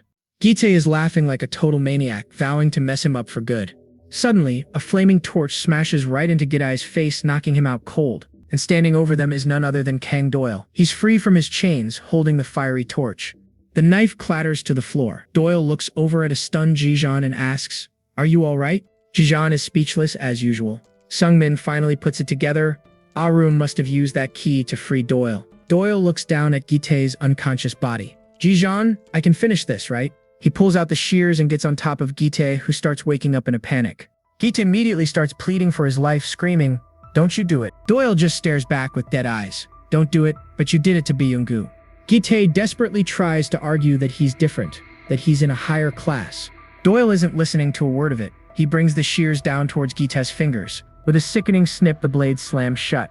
Gite's face twists in pure agony as he lets out a blood-curdling scream. From outside the warehouse, the brutal sounds echo into the night, followed by a chilling voice. "One more." But Doyle isn't finished. He raises the shears again, completely ignoring Gite's agonized screams. Gite, a bloody mess, tries to pull rank. He spits out that he's a real gangster. He screams that his boss is going to end Doyle for this. Doyle just scoffs at the threat. He calls him a child for tattling to his boss.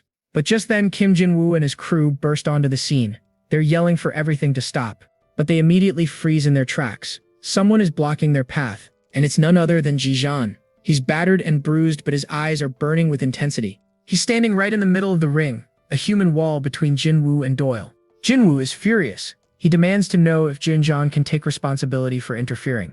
Jijan and Doyle exchange glances. Ignoring the drama completely, Doyle turns back to his work with a sadistic grin. Gite pleads one last time, reminding Doyle that he's his senior, but it's totally useless.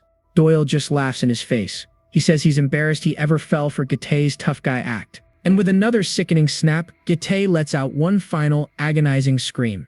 The students watching are absolutely horrified. They can't believe the brutality. Jin-woo completely loses it. He screams that the match is invalid and a total disaster. But the crowd isn't buying it. They know the gangster cheated first. They start calling Jijan the true winner.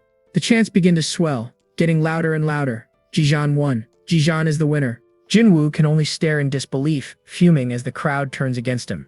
The whole place erupts. They're all cheering for Jijan's incredible victory. And amidst the chaos, Jijan stands silently. His face is a wreck, but he looks triumphant. Meanwhile, the fight's organizer slams his fist on his desk in a total rage. He is absolutely panicking. This was not supposed to happen. A student just defeated a real gangster. He's about to lose a mountain of cash, and it's all because of Jijan. He's completely overwhelmed by the disaster. Meanwhile, a black car pulls up to the warehouse. Inside, a driver tells his boss that they've arrived at the location. The boss tells him to wait. They're watching a group of men just outside. And look who it is. A battered, shirtless Jong Gite stumbles out of the building. "Turn it off," the boss orders. Gite looks up and it's the driver, his senior. He rushes over, begging for help. He points back at the guys who beat him. Without saying a single word, the driver delivers a brutal punch. He follows it up with a savage kick that sends the poor guy flying. As Gite hits the ground, the thug looms over him. He asks why he was fighting students when he was told not to. Gite tries to explain, but the thug isn't listening. He just stomps on him again and again. Back at the fight club, Doyle remarks that Gite was nothing but a poser. He then turns to Jijan with a small smile and thanks him. Room shouts at them. She says they both need to go to the hospital immediately, but Doyle just waves it off. He puts his arm around Jijan and the two warriors walk off together. Later that night, we find Jijan at a peaceful temple kneeling in prayer. He whispers a name, Shin Mirai, clearly lost in a painful memory. He thinks about how this person holds his heart in their hands. He wonders if he'll ever be able to forget her. The next day, it's just another boring day in school. like nothing brutal happened last night. But hold up. In a hidden corner, Yena and her friend are cornering Ah-room. They heard she gave Jijan a phone. Yena gets right in her face. She demands to know if Ah-room wants to date him. She yells that everyone knows she has a crush on Jijan. But Ah-room answers calmly. She says it's more like talking than dating. She's curious about Jijan and wants to know everything about him. Yuri absolutely loses it. She accuses Ah-room of being a sly fox, trying to steal Jijan when she knows Yena likes him. Ah-room stays calm, trying to de-escalate. She repeats that they're just talking. But Yena isn't having any of it. She slaps Ah-room right across the face. Furious, Yena shouts that she is not joking around. She declares that she will not give Jijan up. With that, Yena and a very nervous Yuri turn and walk away, leaving Ah-room all alone. Ah-room touches her stinging cheek. But wait, is that a tiny smile on her lips? Sly, she mutters. At least be a little less sorry next time you hit someone. We sense an Ah-room revenge arc incoming, and we are here for it. That's a wrap on this recap. Hit that subscribe button to help us keep pumping out awesome content. Catch you in the next one.